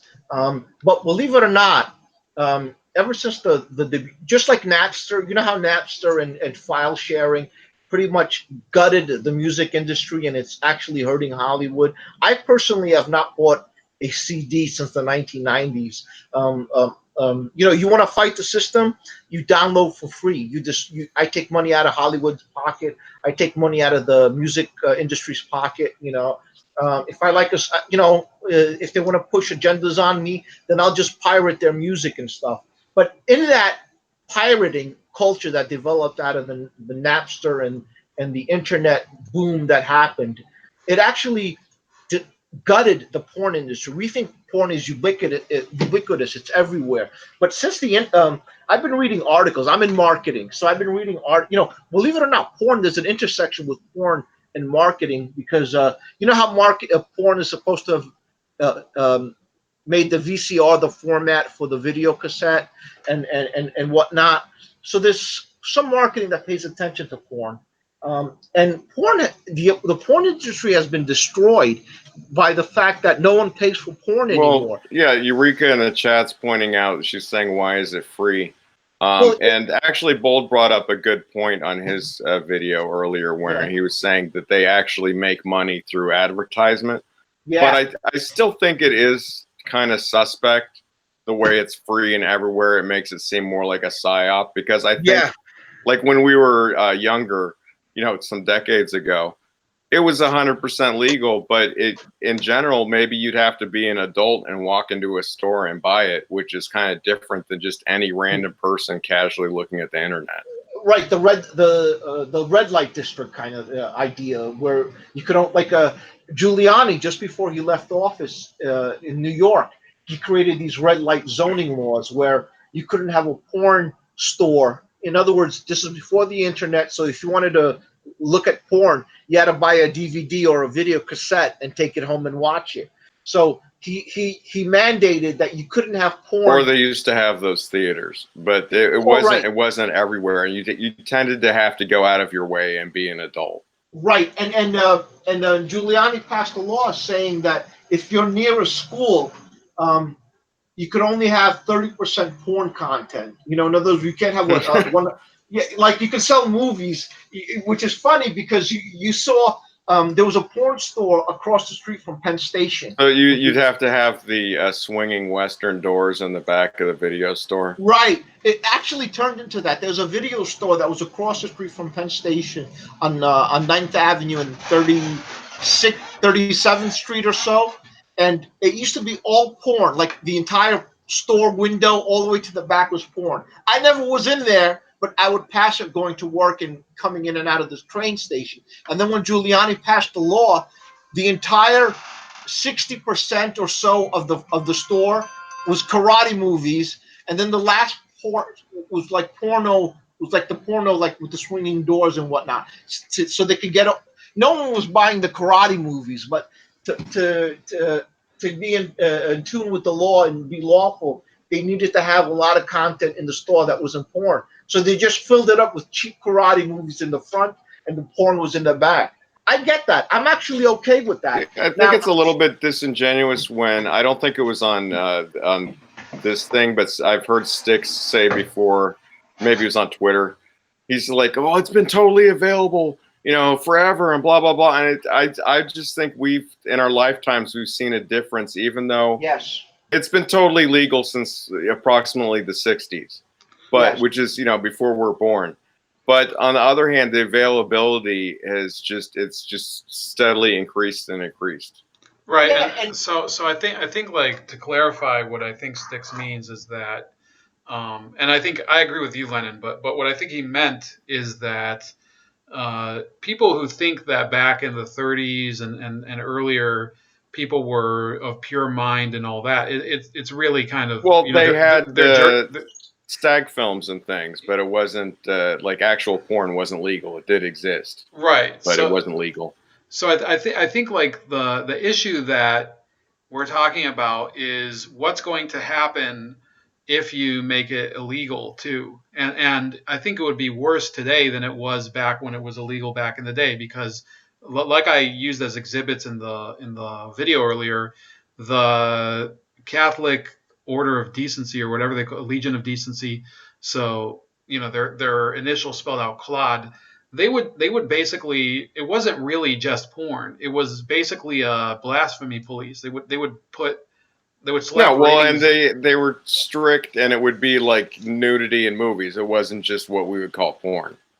Right. So they would, but it wasn't only that. It was, I mean, the example I gave was Well, Miracle, any sort of degeneracy, yeah, Miracle on basically. 34th Street. So if it portrayed a divorced woman in a positive light, that was considered kind of degeneracy. So they would give it a little bit of a milder rating because it's not like she's banging someone on film, but the Catholics don't believe in divorce, remember? So that type of thing. If E. Michael Jones is talking about going back to that era where you would have basically morality policing, which I think is a much wider category than porn, which is what I think he in the end will seek.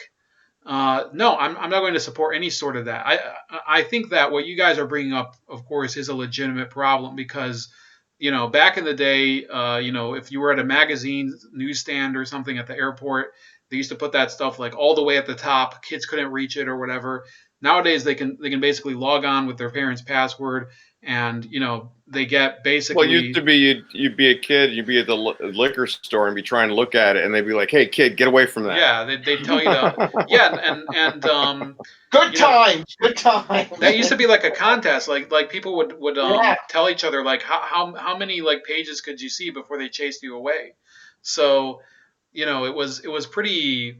It was a lot of. I mean, it's the same way. I remember as a kid making prank phone calls used to be like I think much more fun before Star 69 started to people. So you like originally you would do it from your house.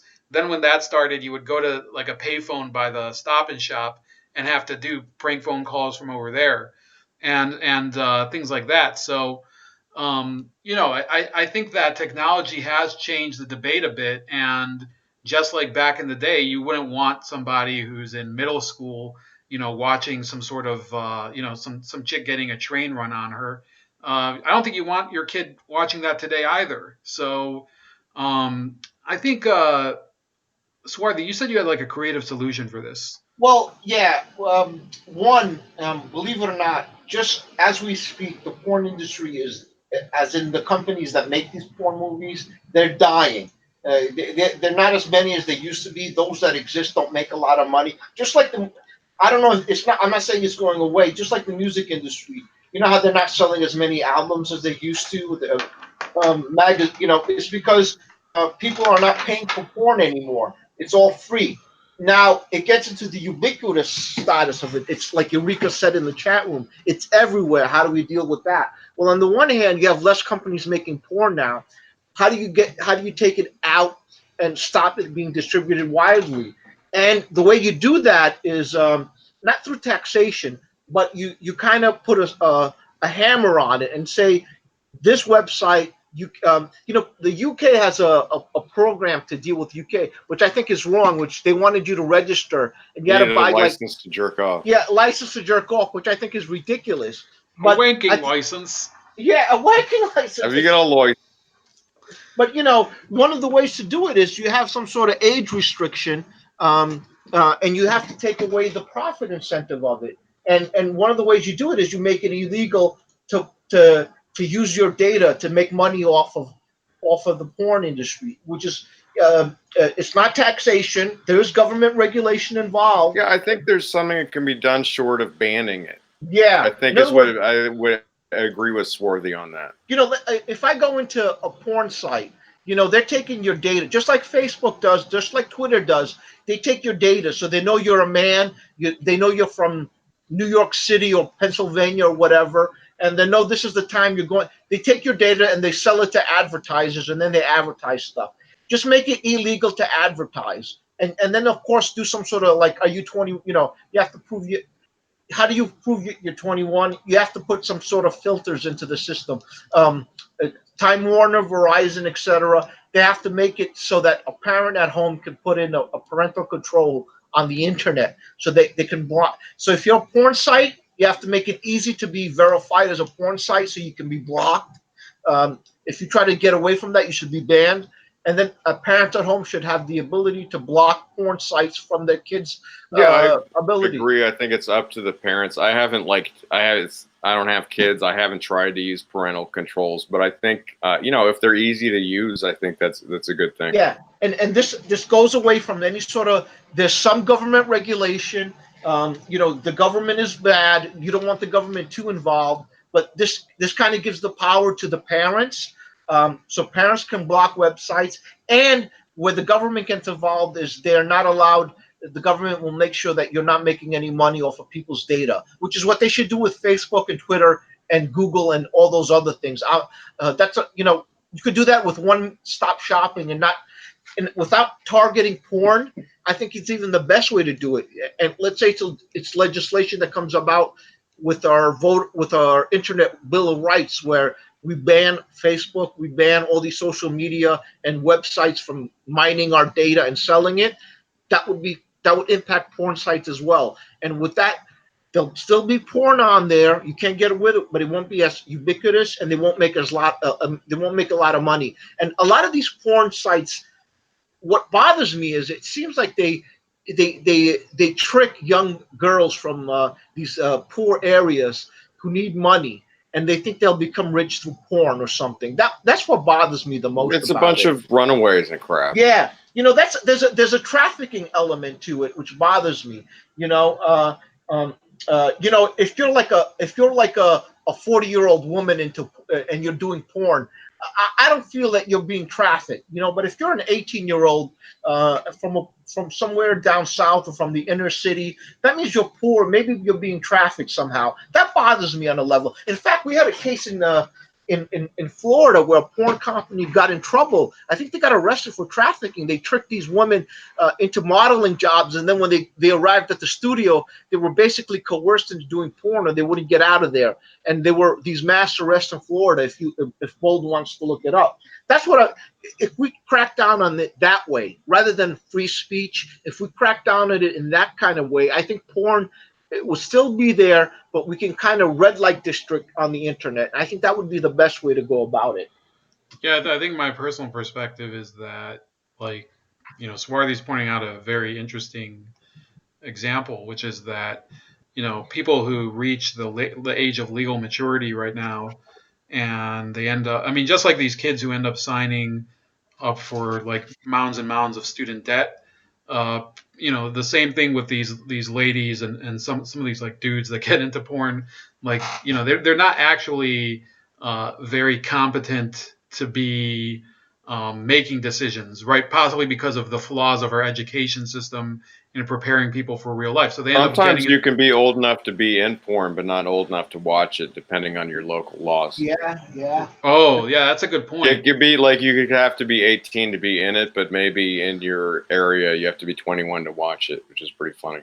Yeah, There used to be a law. It depends. Sometimes you just have to be 18 to watch it. I'm sorry to interrupt. How much do you guys, I know that, obviously neither of you watched the entire debate with E. Michael Jones, but do you both of you believe that pornography is addictive, or do you I think that it can be. It's not a drug like heroin, but it could be addictive like gambling or something. Right? Yeah, That's what I most see it similar to. Go ahead, Swarty. Yeah, just to backtrack a little bit, like what Lennon said, he brought up a really good point. Like, you can be in porn, but you can't watch it. There used to be laws here. I don't know where, but it used to be legal if you were a stripper or a go-go dancer. I don't know the distinction. If it was, you could be like 16 years old and be a go-go dancer, because which I find really perverse and disgusting. And these are that to Maybe me if they don't show nudity, I don't know, but it sounds weird. It sounds weird, but I remember there was a debate, and they kind of changed the laws and made it into 18. So those are situations like that. But my perspective is, I think one of the other things that's missing is, I think porn stars should have the right to say, how the Europe has the right to be forgotten law.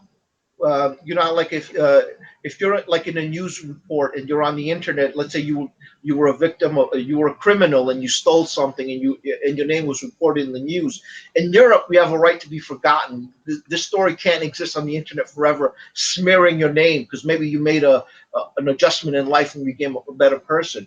I think a porn star who does a porn at 18 years old has the right to say, hey, I found Jesus. I converted to a new religion. I'm married with kids now. I want my porn career to vanish. I don't want anyone showing my image of me, what I did when I was 18, 19 years old, and maybe I was a drug addict too. I don't want that on the internet anymore. I think we should have some sort of law like that as well. The right for a porn star, maybe until some sort of forever. I don't care how old she is. Maybe Linda Lovelace, who starred in Deep Throat, I think she might have become a Christian or something, but she strongly denounced porn later. Yeah. and she should have the right to say, listen, I want everything that I did in my porn career to no longer be available for sale. That's my image. I'm the one being degraded.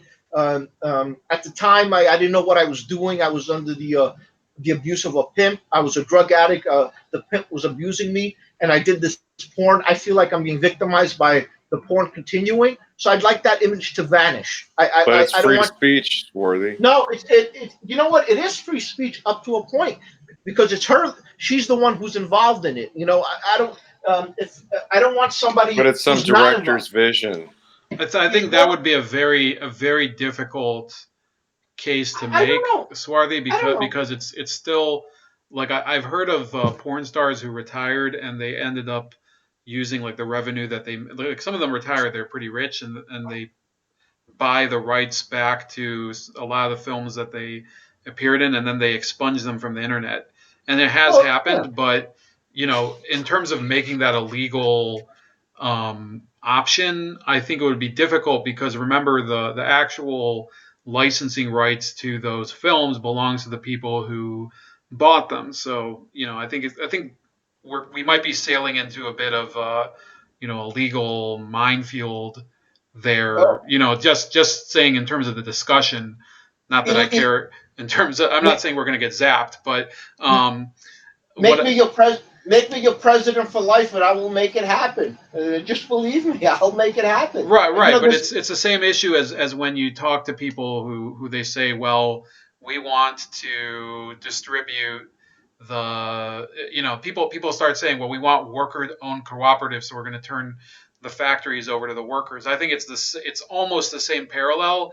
Maybe it's a little different because obviously the workers aren't ashamed of their cars, and not just Chrysler, but you know, I mean, I it could be planned from the bottom up in a contract. It's just I don't see the incentive for the producers to agree with it. Yeah, well, exactly. There is no incentive. That's why I was suggesting maybe it's part of law to begin with. It's already built into the cake. It's baked into the cake, I should say. It's already baked into the contract law that regardless of what happens, it's already a right that a porn star would have when if she reaches a certain age and she says, "I don't want this to be broadcast anymore."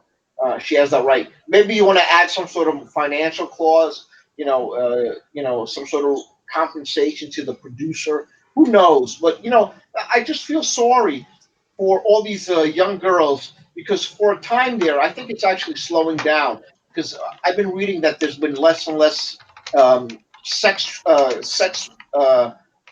workers or porn stars coming into the industry. They're running out of talent. But there used to be a time where people thought that they could get rich out of this because Jamie Jameson, she kind of became famous. She was making a lot of money, and people thought this was their way to fame and riches. And for a brief I moment, there think a was a lot lot. of them aren't even paid that well. No, it pays nothing now. In fact, it paid well. Little it paid then pays even less now. Because there's not that many companies making porn movies anymore because no one's buying the DVD. When you had DVD sales, you could make money from DVD sales, but online you're not making any money. No one, very few people pay for porn these days. No one goes online and pays for porn. Very few do. So the amount of workers coming into the sex industry, sex workers, porn stars, whatever, has actually decreased. You have less and less coming in. So and those that do come in don't get famous. So there's Well, an something that's funny about it when you say sex workers is that in not everywhere, but in most places in the United States, the prostitution's illegal. But you can have sex for money on camera and it's legal. Yeah, you know what? You know what's responsible for that? My actually had a law class and a law professor. He actually gave a lecture on that, and he blamed boxing because boxing, like at the turn of the last century, it was illegal. Like you would get arrested if you held a boxing match. They used to have boxing matches. Like they would float a barge to the international limit, and then they would have a boxing match on the sea or something because it was assault. Assault was illegal and then there was a court case where if you're doing it as an exhibit, like if you're paying somebody to box, suddenly it becomes legal for some reason. I don't remember the exact legal thing, but because of the boxing example, some brilliant lawyer went to the court and says, Yeah, but we're just following the same example as boxing. If it wasn't for the purse, if it wasn't for us paying to watch the boxing, it's just assault and battery. But if you're paying somebody to fight, it's a boxing match. It's the same kind of thing. If you're paying for the sex, it's prostitution. But if you're watching other people perform as some sort of artistic thing, then it's not prostitution anymore. It's protected free speech, believe it or not. Well, so I want to ask a couple last questions about this topic, and then I think we'll finish talking about Cenk Uygur, who is always a good person to finish a topic on, since he likes talking about horses finishing. So, The horse came to a conclusion. right, of course. Lennon does an But awesome Cenk impression. I gotta admit. Oh, I do. so Yeah. Of course. so hold on. I do have two more questions about the topic. So first of all, how much do you think that the responsibility for this issue is more a result of, parents who don't really, either parents who don't take enough time to observe what their kids are doing, or they literally don't care, or there's even some messed up parents that encourage their kids to use it? And then the second issue is, where will the boundary be to declaring something to be porn? Because a lot of these people, the groypers, who are a lot of the people carrying the debate forward, look at things that are not necessarily considered traditionally to be porn anymore as being porn. Like people, like women dressing scantily and things like that. I don't remember ever considering that to be porn. Like usually, and by the way, I mean, it's not just visual stuff. Remember, there's a huge industry. Women really love this. It's like erotic literature and shit like that. So, where do you think the A boundary is going person to be could drawn? arbitrarily draw a line, but the problem is that there is a slippery slope with it, and a person could be puritanical, and you could say that an R-rated movie with love scenes and nudity and stuff that's relatively tame, R-rated, a person could call that pornography, and they would have in the 30s and whatnot. Yeah. But a person can arbitrarily draw a line and say, like, okay, I mean hardcore pornography with sex acts in it. You know what I mean? Right. Yeah. So it depends on the person. So somebody like E. Michael Jones, he probably has kind of a slippery slope where he thinks a lot of stuff is bad and porn that we might not think that way. So it really depends because it's open to interpretation. And about the parenting, Lennon? Oh yeah, well that's a good point. And then this is the thing that liberals often do is they want the state to take over because the parents aren't doing their job. And then this is sort of the more people on the right side of the political spectrum doing kind of the same thing. I think it's kind of an understandable reaction, though, against sort of the degeneracy of society, like in everybody's face. So I kind of understand where they're coming from, even if I don't agree with saying, okay, well, we have to ban it and make it illegal. I kind of get where they're coming from, though, because it's a reaction against just like degeneracy in your face all the time. All right, Swarthy. I mean, you can answer both or just one of the questions, whichever one you want to do. My thing is, I think what we should have on the internet is, and libraries have it too. It's not that it's so difficult. You have some sort of parental block on pornography. It's just like you do on my cable has a parental control on it. You know what sucks about it is, there's a parental control on it. The HBO channel on my FiOS is right next to the Playboy or some sort of other channel. And as I'm scrolling on it, sometimes I'm with my kids and I'm just going through the thing, and just right above HBO, family HBO, there's a channel that says, Milf's fucking black. Remember scrambled channels? Yeah, Remember trying to watch that? You'd be Yeah. like this and shit, and you're still trying to watch it like when you're a kid. Yeah, Picasso, to this day, Picasso gives me a hard on because, well, I'm just saying, I'm scrolling through these channels, and pretty soon out of HBO, the parental control is on, but they'll actually show the title of the movie in some sort of shit like, MILF, MILFs bang their daughters or shit like that. You know, and it's right there. I mean, you can't watch it. It's a parental control block, but that's what the name of the movie is. So my, you know, if my kid's at home and they're going through the channel, they're gonna go, you know, HBO. Oh, here's a Toy Story, and the Then they're next going to channel. become hackers, dude. So Yeah, trying to yeah. get past it. You know, I don't know how they can hack a cable box, but No, maybe I they don't know. can. You know, but They can go that's to a their friend's house and watch it, probably. so at least there's a parental control. I mean, I can't keep them. I can't keep them. You know, I wish they wouldn't even have the title on the. I wish they wouldn't even have the title on the fucking thing. But if we have parental controls on the internet, I think that's where the government mandates as parental controls. This way, the government is not the parent; it just empowers the parent. So if you can empower the parent, somehow blocking the Yeah, if internet, you don't like the parental controls, then you don't use them. just don't use it, man. I think that's the best way for everything. You know? Right. So I have heard some feedback from some people who watched the E. Michael Jones stream, and I think that really we're never going to get a good consensus on it. I think it will divide the trad cons and the libertarians for years to come. And you know, I'm sure Lennon, of course, you know about the Andrew Torba issue with, you know, he's really Oh yeah, anti-porn. he's like on an anti-porn tirade too. Right. So I mean, those guys. I mean, I respect them. I don't believe in silencing them, but like I think really, you know, this whole porn issue, like the whole debate with Styx and E. Michael Jones, like I get it. You think that porn is a spiritual and neurological problem for, especially for men. I can't personally see, and this is me, any sort of justification for censoring women from watching porn, because I don't see women like walking around and acting like really ridiculous because they watch porn.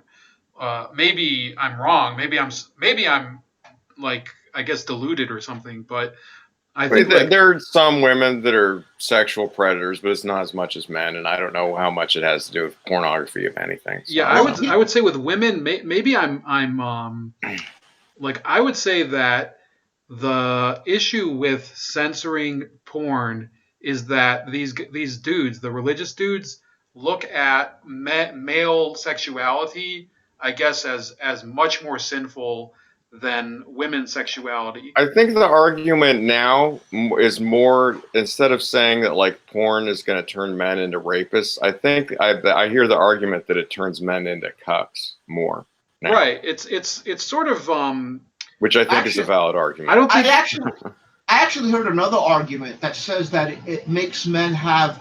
This is an argument women have.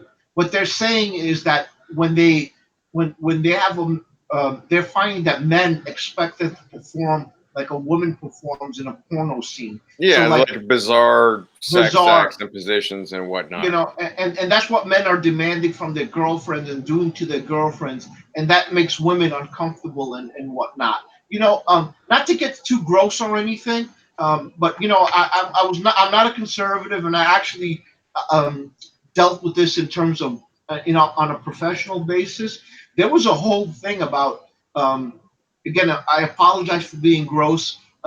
Pubic hair in porno movies. Like there was a whole trend where women would shave their entire pubic hair in porno movies, so they're bare down there, and feminists who are like pro porn pet feminists, because they're anti-porn feminists too. They're saying no, that's wrong, and women should start like not doing that, not shaving down there and whatever. So that argument, so it's this porn like and they blame porn for it. In other words, they blame this epidemic of women shaving their pubes and getting Brazilian waxes and whatnot on the porn phenomena, and they find that disturbing because of how that affects women. So you have the case of women also being affected, just like Lennon is saying I that it just makes. think that people's grooming is up to them. I understand if people say that there's an influence and society does that. I understand that Yeah. argument, but I think it's up to the individual. And you know, there's no law that says a woman can't have hairy armpits and legs and everything else. Well, yeah, I'm with you on that. I'm I'm not a saying victim that. because society says I should shave my beard. Except actually, beards are kind of in style these days, so not Yeah, really. I think like you guys are like sort of you're sort of making my point, which is that yes, there's a lot of issues in terms of neurology, in terms of the brain chemistry of people, specifically men, but let's say women as well, concerning porn. I don't think it rises to the level of a public health crisis, and that's why I don't really support legislation. I think it's really an issue of people, I kind think of. it does. I take like a Jordan Peterson, fix your own damn browser before you Clean tell your other room, other bucko. people. Yeah, yeah. It's like look. So Wash your penis, bucko. yeah, exactly. Shave those pubes, you dirty harlot. So, it's like I get it. I think that Michael Jones and believe me, he doesn't. I mean, first of all, like he's blaming the whole thing on Jews anyway. So it's not like I'm getting any sort of like credit for agreeing that he's pointed out a real social issue.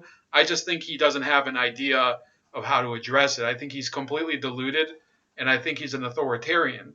But I think even the most like I think flaming he's a reactionary. libertarian, if you're denying that there's an issue with porn in society, you're also being like an ostrich. There is like a real problem with these morons who send hundreds of dollars to these e-girls, which is something that Fuentes talks about. Like that really is kind of pathetic, and it shows the level of I guess spinelessness in the modern man. So Listen, you yeah, go know, ahead. I'm going to get a little conspiratorial. Right. You know, for the longest time, and Lennon brings this up a lot, so I got to give him credit for this. And Lennon's going to go, "What the fuck is Swarthy talking about?" But I'll tell you in a second. For the longest time, we've been hearing about how we should be having less children in society, not having Oh any yeah, children, and then at the same time, these elites, but bring they in might the immigrants too. immigrants to replace people, right? And then on top of that, I'm thinking about, it makes me think a little bit. Well, what if the powers that be? I know it sounds conspiratorial. I'll always make the case I'm not an Alex Jones guy or conspiratorial, but God damn it, it comes out. Once I think about it, it makes me kind of think about it. Maybe it's true. What if all this porn epidemic is out there to make men, because I'm finding To make stories men in be Japan. cucks and women be whores, perhaps, No, and like not to men. get married and have children. I mean, that's what they say. If men are addicted to porn, and I'll put addicted in quotation marks, they find no. They don't need to go on a date. They don't need Yeah, to meet a woman. Not that they're cucks, because cuck has another connotation to it. But they just don't have any sex drive. They have no yeah, interest in but being. they're literally watching other people have sex, Yeah, so I think and it's fair. the reason I bring it up, the Japanese, the Japanese don't have our Judeo-Christian hangups when they look at this shit.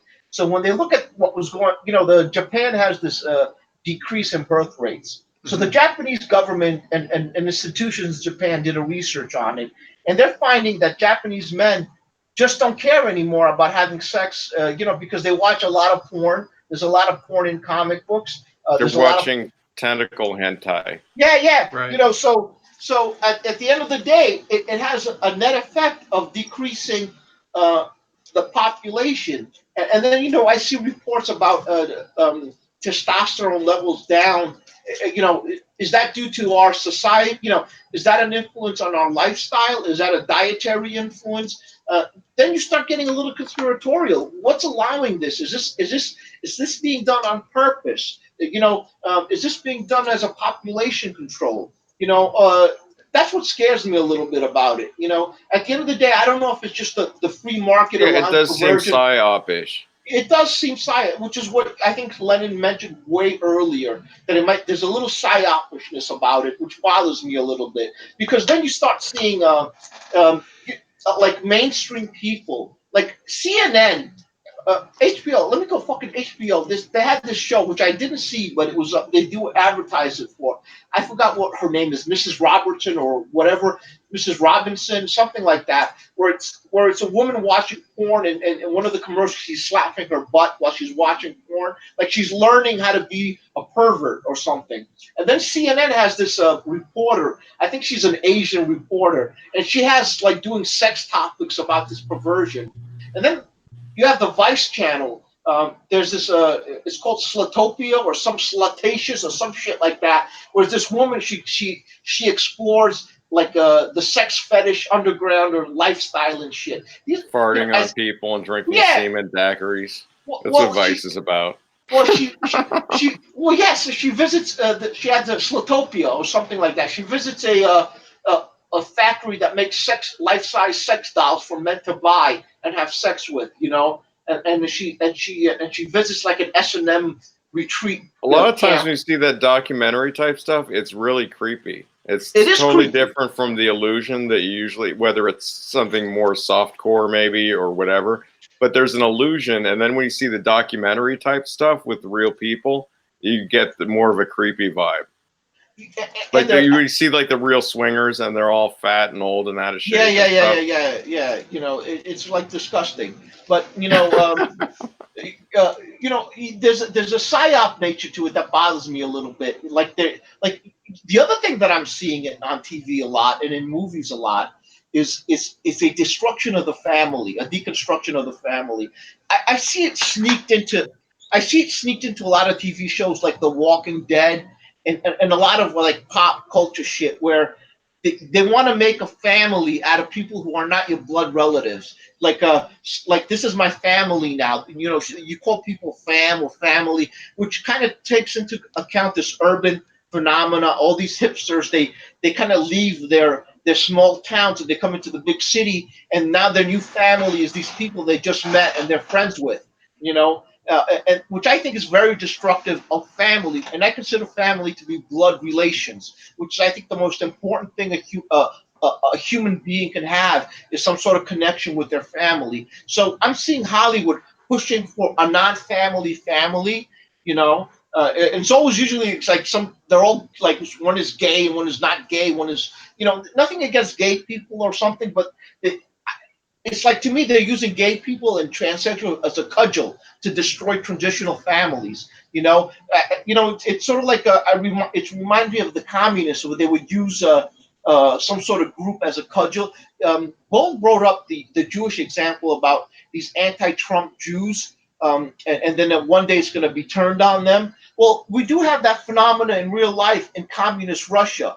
The communists were not led by Jews. It was led by normal Russian people, but within those cadres, Lenin himself wasn't a Jew, Stalin wasn't a Jew, but they promoted Jews in as the cadres to do the dirty work for them. And then once they did the dirty work, you saw pogroms against those Jews that carried it out. In fact, Stalin, before he died, he was going to carry one last grand pogrom against Jewish doctors. He was going to wipe them out of Russia, and he deported them to Siberia. Before that, he deported Jewish populations into Siberia. So this example has existed before. They take a minority group like the gays and the transsexuals. They use them as a cudgel to destroy the family life. Well, they promote it. They promote trans kids and stuff. Yeah. And guess what? If you're trans, you're probably not going to have biological children Right. of your own. And then once whatever agenda they and look at the suicide rate. Why would you encourage a small kid like, hey, it's a good idea to be trans when you see the suicide rate? Because they're using him as kamikazes. They're using him as human bombs. They're using him as cudgels to destroy. Once they're done with him, they're going to discard him like you would normally expect him to be discarded. Well, you guys in their situation. You guys know that channel Anthony Brian Logan, right? Yes. I do not. Well, I mean, there's some videos of some celebrities calling into him that feature on my channel, but in any case, so he's like gone into a lot of the stuff about the Yuri Bezmenov film, which is something that somebody sent me a while ago, like probably like 4 or 5 years ago, about a Soviet KGB defector talking about the degeneracy that would be used. Yes, Worthy knows him. Yeah, Swarthy, I know. you probably know this guy. I'll send you the link later. You probably Okay. but you probably have already seen this. So this guy was predicting how these degenerates, these homosexuals, would be used to spread communism in America. And the truth is, like if we're talking, I'm going to talk personally as a libertarian. Like if you're some dude that's into other dudes, like I don't think most people really care. But it's this ridiculous, ostentatious, flamboyant lifestyle, like that dude from I forgot what show it is, but he was prancing around with AOC like earlier this year, talking about Yeah. HIV legislation. This Jonathan Van Ness dude, like he's wearing a dress and like running around in like the Congress. Like people know that like they watch that, they're like, yeah, this isn't really what we meant when we respect gay rights, because you're not behaving in a very, I guess, dignified manner, if I can put it that way. There was that other dude, the black guy who wore like this really elaborate gown to the Oscars.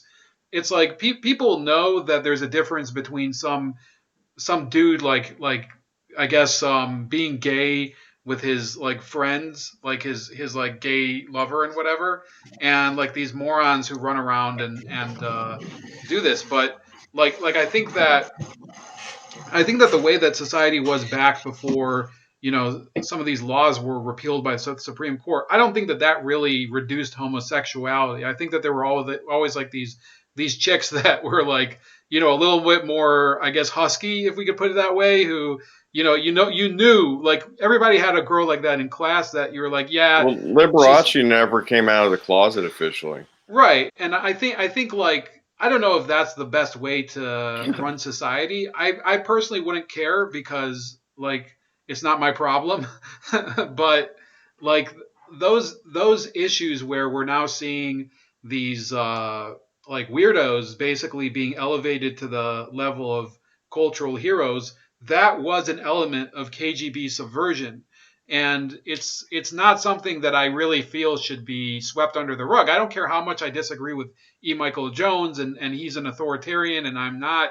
I think that there has to be an agreement that this degeneracy in society isn't something that should be encouraged. It should be something that at best should be addressed, competently. We shouldn't be, but like this stuff where they started putting, and I don't have any problem with interracial marriage or anything, but they started doing a lot of commercials with interracial couples in the past few years, especially an NFL Sunday Ticket commercial, or maybe it was NBA Game Pass. I don't remember which one. And it's like, cool. I guess that an interracial couple, they might like basketball, but then it's ad after ad after ad of different Yeah, well, it products, becomes a psyop. right. Yeah. Well, two things about that. One is Milos Yiannopoulos, who's openly gay. His position, I think, comes closest to the truth. He says he's openly gay. He's been gay all his life, but he finds that his lifestyle isn't normal. In other words, it's a fetish that should be it's unique to him and people like him, but it shouldn't be celebrated in society. He should be tolerated. He doesn't want to be Thrown off a roof. say that again. He doesn't want to be thrown off a roof. Right. He doesn't want to be discriminated against or no Farouk, but don't celebrate. Don't celebrate my lifestyle. I don't celebrate. He finds he's gay and he's a Catholic. He's his last name isn't indicative of his ethnicity. He's not actually Greek. He's Catholic, but he kind of says he agrees with the Catholic position that being gay is wrong. But then like other people attack him, saying, "Well, you're gay. How can you say that?" Well, it's the same thing as being an alcoholic. You're an alcoholic. This is who you are. I don't. That's probably not the right example, but No, I think it's a perfect. I think it's the perfect Yeah. analogy. I think like being Yeah. gay is a character flaw. Like at Yeah. least for like I think it's different from like for women. I literally couldn't care less if like some chick is not into dudes. Like I'm not into dudes, so what? Who am I to tell her? But like it's really bizarre sometimes when you see these dudes who, especially these bug chasers. Lennon, you might have heard of this because I mean it happens more in California than anywhere else.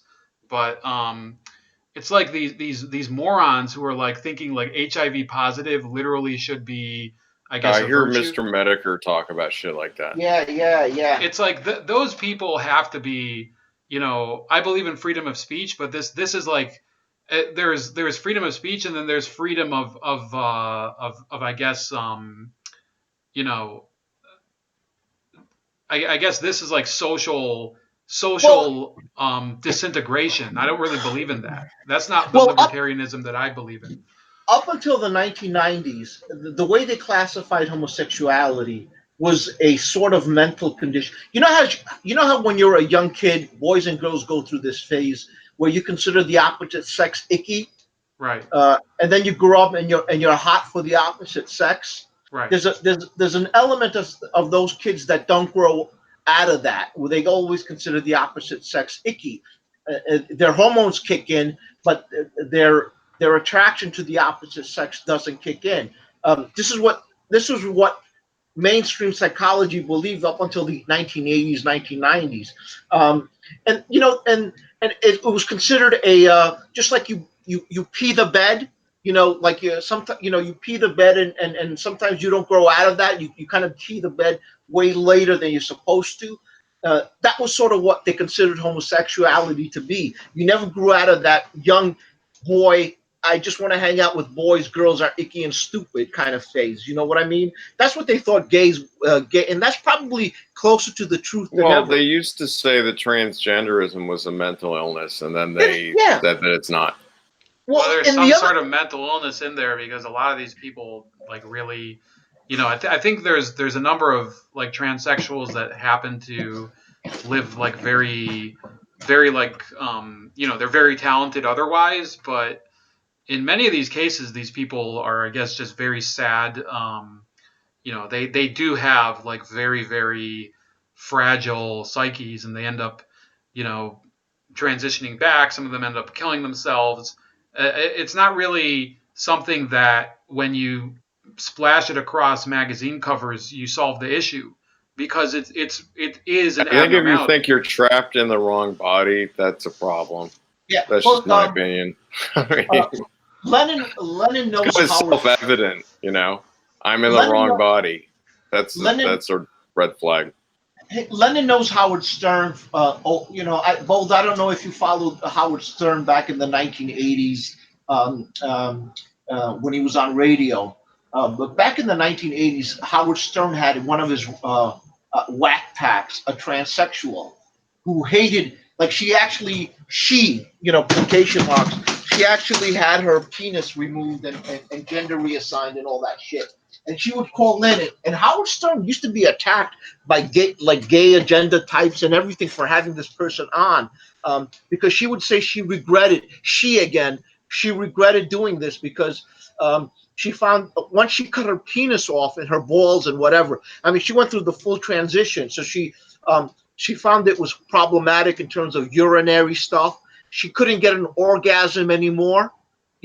What she thought would happen when she got a vagina, once they did that to her penis and she got a vagina, did not happen. She did not transform into a female. As she got older, male hormones kicked in and she had to deal with male pattern baldness, and she said if she could, she was suicidal every day, because if she could take that back. She was on Howard Stern a lot. This was in the 1980s, and boy was Hammer. What was her Every time name? I forgot her name, man. Yeah, I remember. She was a transsexual Howard Stern whack pack member. Yeah. She'll appear in the night, in the Google search or something. I just don't remember her name. She stopped appearing in the 1990s, and I got the impression she stopped appearing in the 1990s because she killed herself. And she wasn't like a one-time guest. She would call in lots of times. And to go back to what Bald said, you mentioned about black people and transsexuals and whatever. I was reading, black people noticed. Dave Chappelle noticed, like whenever there's a black man, like a strong positive black male with a male image, Hollywood always tries to put him in a dress. And this is something Dave Chappelle said, like they wanted to do that with me. Suddenly, out of nowhere, the producers wanted to put him in a sketch where he's wearing a dress. Like once he became popular, no one ever mentioned that to him before. Suddenly he gets movie offers where they want him to do movies where he's in a dress. You know, and, There was some ad that somebody posted on Twitter where it was like a little black boy, and they were saying he could be a princess.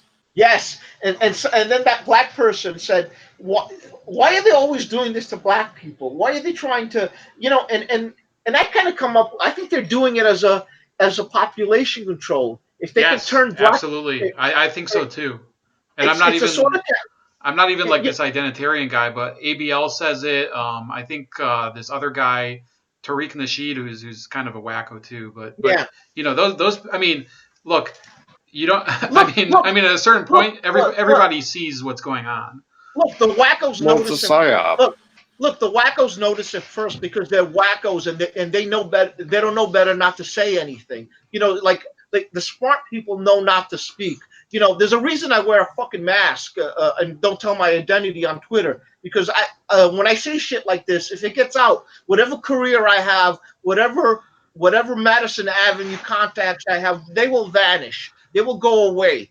I will lose my job, even though I'm kind of financially set. If it happens, it's okay. I just whatever. But there's a reason why I hide my identity because I know better to say what I'm saying and then expose who I am. That's why I give Lennon. I think Lennon and you and Lennon, you guys who put your faces out there, you're some of the bravest people I know. I know a lot of cowards, I guess. I'm not a brave person. I'm hiding my identity. You guys go out there and put your faces out there. I don't, and there's a reason I don't because I know better. I know I'm up, and it's not because you guys don't know better. If you reach a certain high level, if you start saying shit like this, like Dave Chappelle, if he starts, look how he's hammered with his special, with his comedy special. He's attacked and vilified. If he didn't have fuck you money, if he didn't have a built-in fan base, he would be ruined. That crazy black guy you mentioned, Tashid, whatever his name is. Rashid, yeah. Yeah. Well, yeah, he doesn't know better. He doesn't have a financial base to lose or anything, so he doesn't know better. So I used to talk about politics on Facebook all the time under my real name, and I would have like my family members block me and shit. So I just created like an alternate persona to talk about politics all the time because it's really annoying to a lot of people. Well, yeah, I had the same thing. I was at a bar mitzvah this weekend, and like I'm sitting there. Eating cold cuts, and this person who he still lives down the street from me.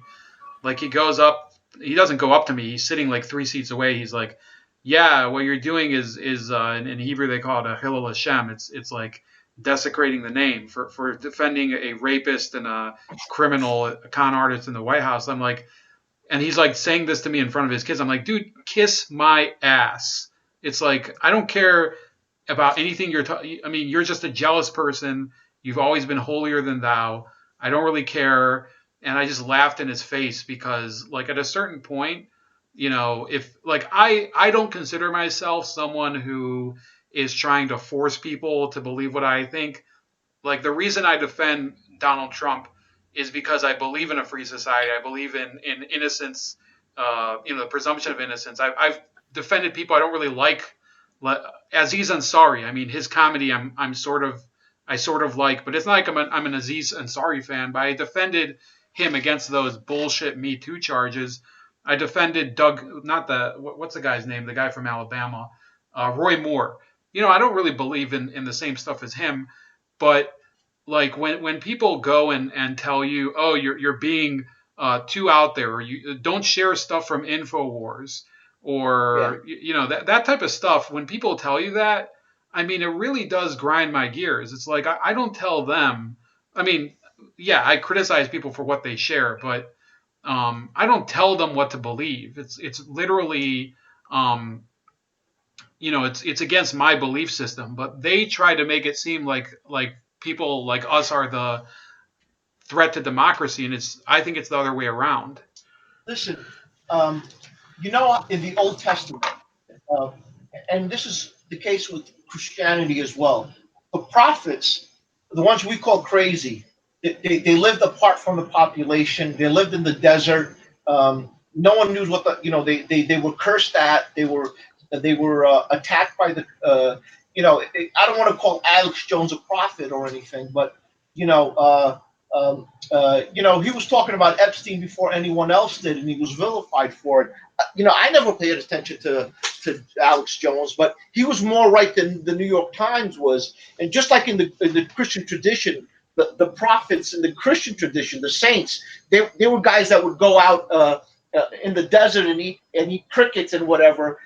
They were apart from the population, and then they would come in and say, "This is this is where you're sinning. This is your ubiquities. This is where this is your problem." And they were stoned and killed by society for it. I kind of see these outliers that see these sort of weird shit. If you're an African American and you're like, why is Wesley Snipes in a dress? Why is every black actor? Why are they putting him in a dress? You even had the Wayans brothers. They put two of them in a dress and made him white. They made him white and put him in a dress. I don't know if you guys remember that movie. Yeah, they made him, white chicks. yeah. So that's even fucking. Is it a form of mental castration? Are they trying to make the black population docile? I don't know. Are they trying to make us docile? I don't know. But if people are noticing it and it's the outliers, maybe they have something to say about it. I'm not going to say anything bad about Catholics. Do you guys know what the chick comic books are? The chick tracts. These are these comic books that were produced by an evangelical. I don't know when, the 1970s, 1980s. They're called Chick, CHICK comics or tracts, and it's comic books. And one of these comic books, a friend of mine in high school. This must have been 1980s, mid 1980s. He was Hispanic, and he was usually Hispanics are Catholics, but he was like a full. His family was full on Protestant fundamentalist, right? And he gave me these comic books to read called the Fernando series. Now I'm reading these comic books. I love comic books. I've been reading comic books all my life. So you give me a comic book, I'm going to read it. I'm not a Protestant. I'm reading this comic book, and it's about a Jesuit priest. This is the 1980s now. It's a Jesuit priest who left the Catholic priesthood and became a Protestant, born again Protestant. And in this comic book, I think it's called the Alberto series or something like that. He basically says within the Catholic Church, within all these Catholic orders, there's these priests that are having sex with young boys and pedophiles. Basically, there's a whole pedophile network within the Catholic Church. Mm-hmm. I read this at the time. I'm like, there's nothing on the news about it. There's nothing in the press about it. If you read this guy's comic books, and they're kind of badly drawn, they kind of you read and they kind of sound like insane, like that street corner preacher that rings, the end is nigh type. You know what I mean? Something that you could easily, throw away and like dismiss. And this is just anti-Catholic propaganda. Lo and behold, we just find out that the Legionnaires of Christ, this other group, this guy that founded it, was molesting boys like going back 50 years or so. Like he has hundreds of victims, and this is without this is pervasive throughout the Catholic Church. Now I'm reading this, and I'm reminded about it. I'm like, this guy should win a Pulitzer Prize. He was telling us about it in the 1980s, and it turned out to be true. So I don't disregard these voices anymore. I used to.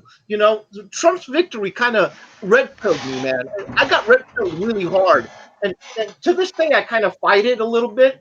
You kind of like want to push back on it, but I got red pilled pretty hard when Trump won, and as he kept winning, and as the years progressed, I kind of sort of woke up. I'm seeing stuff the way I don't. I'm seeing stuff like the veil is lifted from my eyes. If something that I read as a teenager in the 1980s turned out to be real decades before it came out in the press, what else have I been lied to about? What else has I don't believe in UFOs, but fuck it, maybe UFOs are real. What else have I been lied about? I used to dismiss the gay agenda shit. It's just gay agenda. Conservatives hate gays and shit. Well, suddenly starts feeling like a gay agenda is in the works somehow. Why are kids going into shows where they're petting men on leashes that are naked on the floor like they're pets? Why are parents putting dog collars on kids and taking them to gay pride parades like in a fetish show. That Yeah, bothers the you fuck got out. friggin' like Michael Strahan Yeah, on Good Morning America having friggin' Desmond is Amazing on. I think, I always did believe that there was this gay agenda. Like I never really like I've always thought the Westboro Baptist Church are a bunch of like morons because they're right. protesting these funerals, and in reality, there's like these. I really like. I'll tell you the truth. I've met some gay people that I think are they just want to live their lives, and then I've seen other ones that I do think have some sort of agenda, and it's like really difficult to really like look at it and separate the two because unfortunately when you have people like Megan Rapinoe basically having the entire media tossing her salad like all the time, like, oh, she's such an amazing athlete, she's such a inspiration for millions and millions of women. I have never heard a single woman of any persuasion in America say anything either good or bad about Megan Rapinoe ever. Well, And it's like She's ridiculous. friends with Hillary Clinton. yeah. Right. Well, you know There's a what It's a funny happened. photo of the psyop. two from this week. Well, you know what happened just recently, and this is what I was talking about. Like, if you step out of line, they hammer you. J.K. Rowling's came out. She's a TERF now, which is a feminist against transsexuals or something, whatever TERF means. So J.K. Rowling is upset that a woman got fired who's a feminist because she kind of says, transsexuals are just men. They're not women. We should stop that. And she got fired for it. And J.K. Rowling came to her defense, and boy, did she get hammered on Twitter. And then Mark Boycott. Hamill liked her tweet and then Oh my apologized God! for liking it because he's such a cuck. I know. Lennon brings that up, and I didn't know even that happened. And then I looked it up. Oh my God, that did happen because you're programmed to say shit like this. You don't know it's wrong. You're just pre-programmed to go along with the herd and clap along with somebody like J.K. Rowling's when she says it. And then somehow it kind of reminds me of the old Soviet Union Lenin. Not Lenin, the Soviet Union, Lenin, you, where in the old I don't get Soviet. it. Well, I meant what Lenin said just now reminds me about what happened in the old Soviet Union during the purges, Okay. where everyone used to believe this sort of rules, right? And then suddenly Lenin or Stalin declared that, oh no, we're going in this direction now, and then somebody We've wouldn't always get been at war with East Asia. yeah, Right. Or, exactly, or and yeah, somebody two legs. Wait, two legs bad, four legs good, and then right. suddenly, yeah, that was Animal Farm. Right. So suddenly somebody didn't get the message, and they were still going with the old agenda. And then everyone looked at them, and they purged him. That's the guy that gets purged. That's what happened to poor Mark Hamill. He was like one of these guys that claps along in the Stalin Politburo. When Stalin says something, he just stands up and automatically claps. I'm thinking, what was the 1984 or the Animal Farm where everyone just repeats slogans over and over again as mindless puppets, and then suddenly he got he didn't It's like catch the when message. Colbert said Comey was fired and the audience cheered, and then he Cheered. had to tell them not to. That was something. Oh my God, that's a great example, Lennon. That was something that right out of 1984 brought to life. Remember 1984? One of the scenes in 1984, a news broadcaster is reading a report, and then if somebody hands her a piece of paper, and she contradicts what she just said a minute ago. Like, we're at war with East Asia, and then we're not at war with East Asia. She would say it within a second, right? And then that's what that reminded me of. Like, suddenly the crowd is clapping because everyone hated Comey because he got Hillary in trouble, and then we were supposed to love Comey because he was hammering Trump. And then when he got fired, the crowd didn't catch the message. They just assumed that was a good thing. And then you could see Colbert like in midstream trying to pull the audience in the politically correct direction. It was the most astonishing thing I've ever seen in my life. So I want to move to our last topic for tonight. There is the whole issue of Cenk Uygur suddenly losing Bernie Sanders' endorsement. I think it was either a week ago or Yeah, it was a week ago. I mean, time flies pretty fast now. Yeah. What do you think? What's the end game for Jank 2020 for Congress? I mean, what do you guys see is going to be? I mean, I'm not just talking about because I don't think he's going to win, but can you predict, both of you, like different junctures that are going to happen, different like interesting events that could happen? Because I think the primary is in a few months. Do you think He's he sticks probably it out? gonna bellow a lot and blame other people. That's hilarious. I don't know. I don't know California These politics. Democrats are corrupt. That's why they're attacking me. They're corrupt.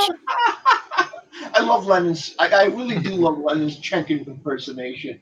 But um, uh, I actually don't know. I don't know if he's going to win or lose. The I know. horse came to a conclusion. He's happy.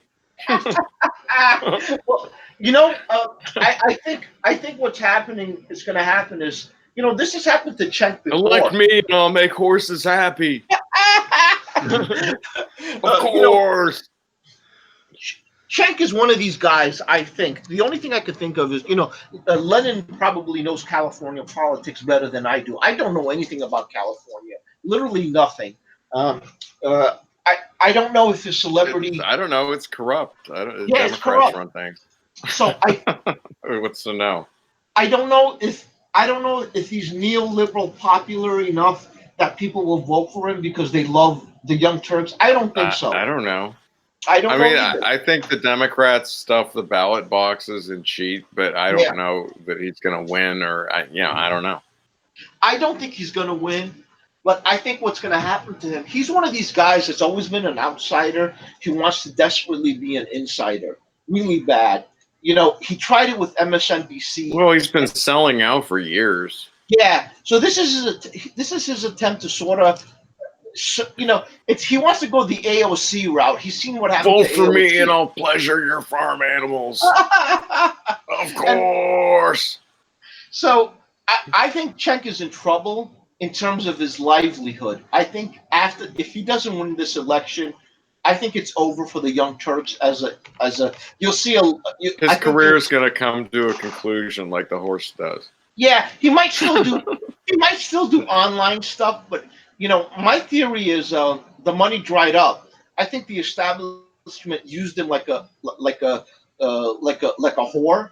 We were having this porno discussion before. I think Cenk sold out for money. He actually mentioned that after the Trump election, he got this huge endowment. He was able to employ. I'm usually endowed, of course.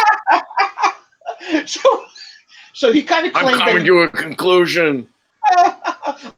all over Anna's face. That's the conclusion he's coming to. But vote for Cenk 2020. A lot of these people say don't change horses midstream, but I will not only change the horse, I will finish it in one stroke. Well, so I kind of think they used him because the Democrats. Again, this is speculation. The Democrats had no idea why they lost the election. I think they thought they lost the election because they didn't listen. They don't want to know. Well, I think they were trying. You know what? I take that back. It's Russia. Yeah. London, what's that term for not stalking horse? Is it stalking horse or beating a dead horse? Beating off a dead horse, of course. The horse is dead, but he came to a conclusion anyway. What's that term where they try to fool you like Bernie, you're thinking you're voting for somebody like Bernie, but then they make you vote for me. That's a stalking horse. Stalking horse or sheepdogging. Well, sheepdogging. I think what the Democrats. Sheepdogging is when people are trying to get away and you have someone chase them back in. So that's what Bernie does. But in terms of that's exactly what Cenk was used. That's exactly what the Democrats, the establishment, were doing with Cenk and the Young Turks. They were sheepdogging. Like all these, Hillary lost all these progressives. They thought, like they didn't vote for Hillary, and they were leaving the Democratic Party. They feared. So what they did is they paid Cenk a lot of money so he can kind of sheepdog these these liberals and leftists back into the Democratic Party or into the Democratic fold. And once that was accomplished within the first 2 years, these contracts usually last about 2 years. I don't know if you saw my interview with Lennon when we were talking about the Madam President narrative or the Madam President scenario, where my firm had a contract for 2 years, a 2 year sort of contract where when it expired, we were able to sort of I could talk freely about it. Uh, we were writing stories about Hillary Clinton as president 2 years in advance. So you know how when a celebrity dies, you have their obituary pretty much already written. You just fill in the details. So that's what we did with the Hillary Clinton narrative. Like the first female uh, general, the first female, the first transsexual Secretary of State, shit like that. I mean, I'm paraphrasing here. I'm exaggerating for effective comedy, but it was a lot of shit like that. So I think Cenk was one of these sheepdogging guys. They were building a narrative for 2 years, and then once the election got into place, once the congressional elections were over, that Democratic money dried up, and then Lenin came up with the theory, which I think I agree with, is that the money for the Young Turks dried up, and this is Cenk's way of sort of continuing his career, hoping he can parlay whatever fame he has in the Young Turks into a career in the Congress. Because if he doesn't win this, I think he has no. That's it. He's got no money. No one's on the Young Turks anymore. No one watches it. No one ever watched it to begin with. Where does he go from there? He burned all the bridges. No one wants him at MSNBC. No one's going to hire him. No one watches his show. What else is he going to do? Well, I think I have like a also like a sort of my own belief as far as this is concerned with what happened to Cenk Uygur and where he's going. So if you remember when Donna Brazil published her book after the 2016 election, she talked a lot about how the Democratic National Committee under Debbie Wasserman Schultz was beholden to Hillary Clinton. They were basically funneling money back to her and, in the bag for her way before the primaries even began. But also they were paying money to Obama's consultants way after the 2012 election.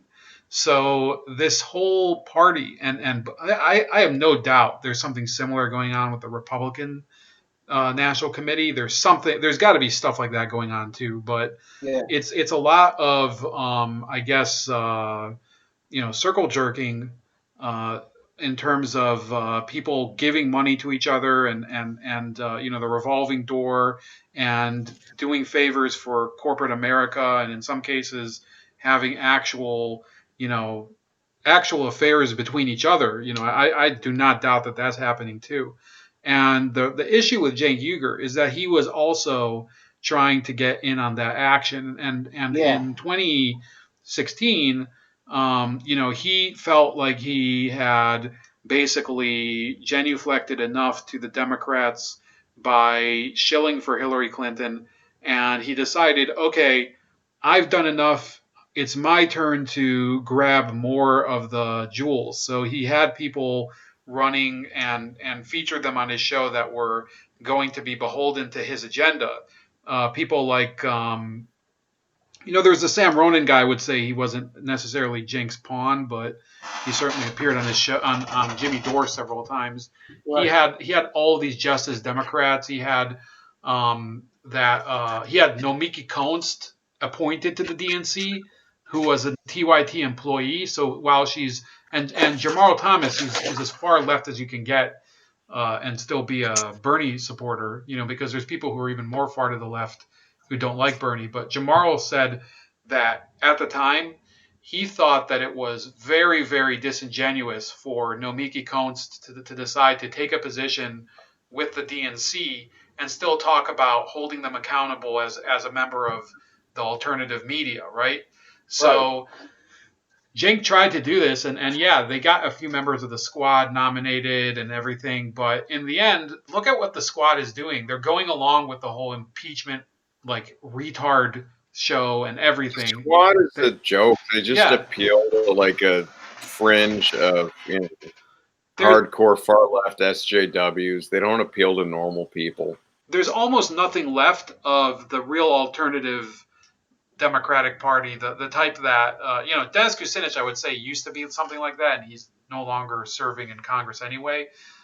There was Mike Gravel. You could still say to some degree Tulsi Gabbard, but I would say that the Democratic Party has basically burned away any remnants of genuine like belief in it, and it's basically now a corporatized party.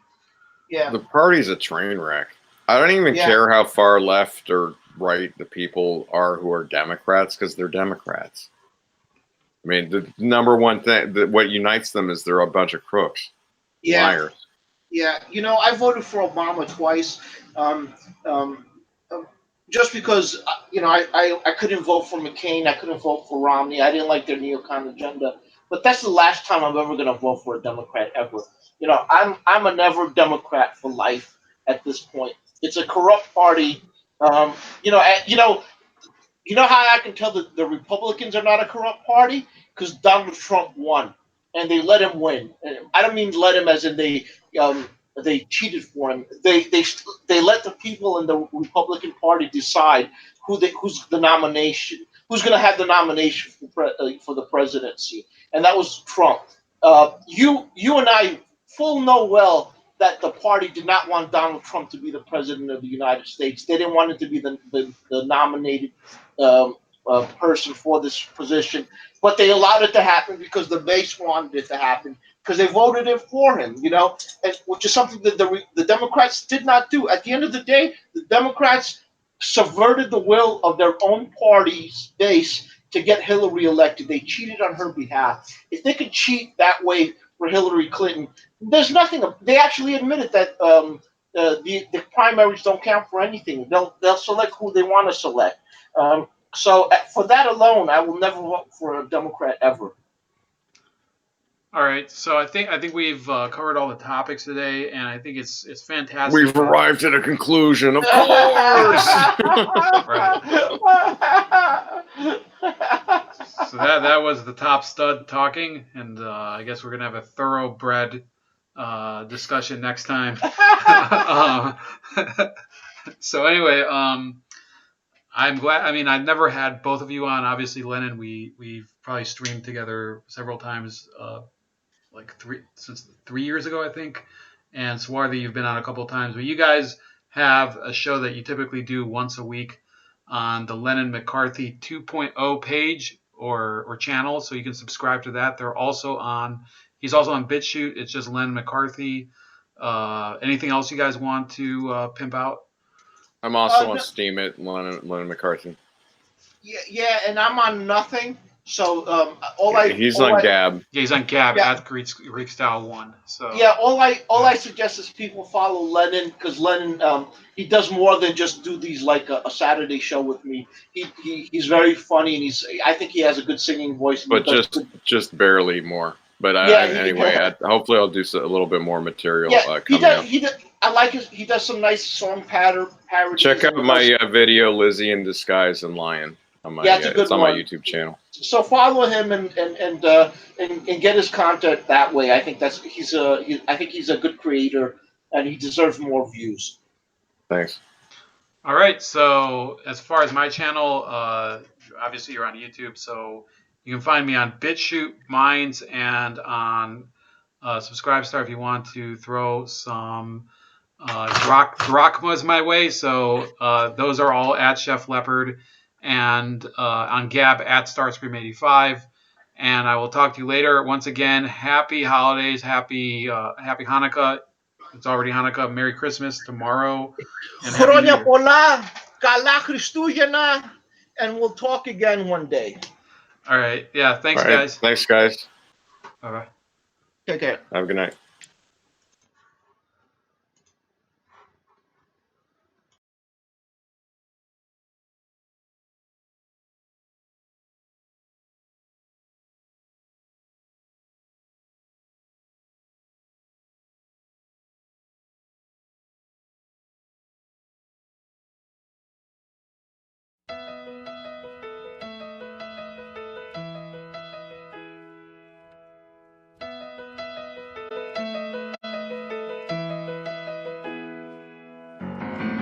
Lately Mother Earth has been feeling unsatisfied. I'd say it's plain from the rain, the sweet lady has started to cry. Fires crackle and blaze in the rays of her burning heart, and I don't think it's smart to lay and wait for the day that she dies in our arms. We gotta do something, we gotta do something. Before Mother Earth gets any more hurt, we gotta do something. From what I've read, there's a lot of bad stuff in the world today. It's been said it's getting rough to find a place where the children play. So, Mr. Prime Minister and Mr. President, you better see that it's not only me, no. A mother's rising in size and they've been dying to scream out to you. You gotta do something, we gotta do something.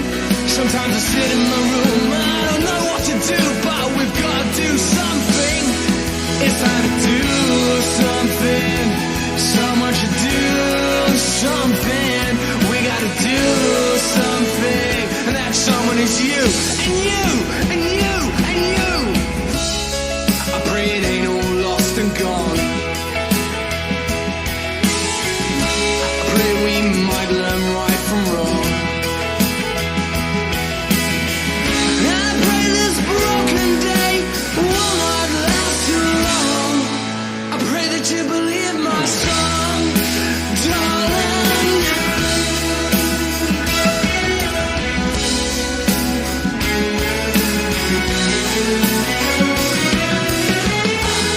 You know, I'm sorry if this is hard for you to take, but a lot of it just needs saying. And I don't see anyone else out there giving out this message. And if I don't do this, who's gonna do it? And maybe if someone hears these words, maybe the whole world gets round and listens to what I'm saying. Maybe we have a chance, because I don't want to see another child crying. I don't want to see another dog dying in the street. I can't see another homeless man because it doesn't seem right to me. He's got home, he's not got home. What's the point in that? Why can't we all just get together in one big home? And if I was in government, then I'd government things much more differently, because it ain't the best way to government things, so there's poor people everywhere. You know, I've just been sitting alone, thinking how can I do something, because I ain't gonna be in chains no more. You lot might have been conned, but I ain't been conned, because I'm a free man. I'm free, and I'm gonna let my soul soar, and the way I do that is through my music. So why don't you do something?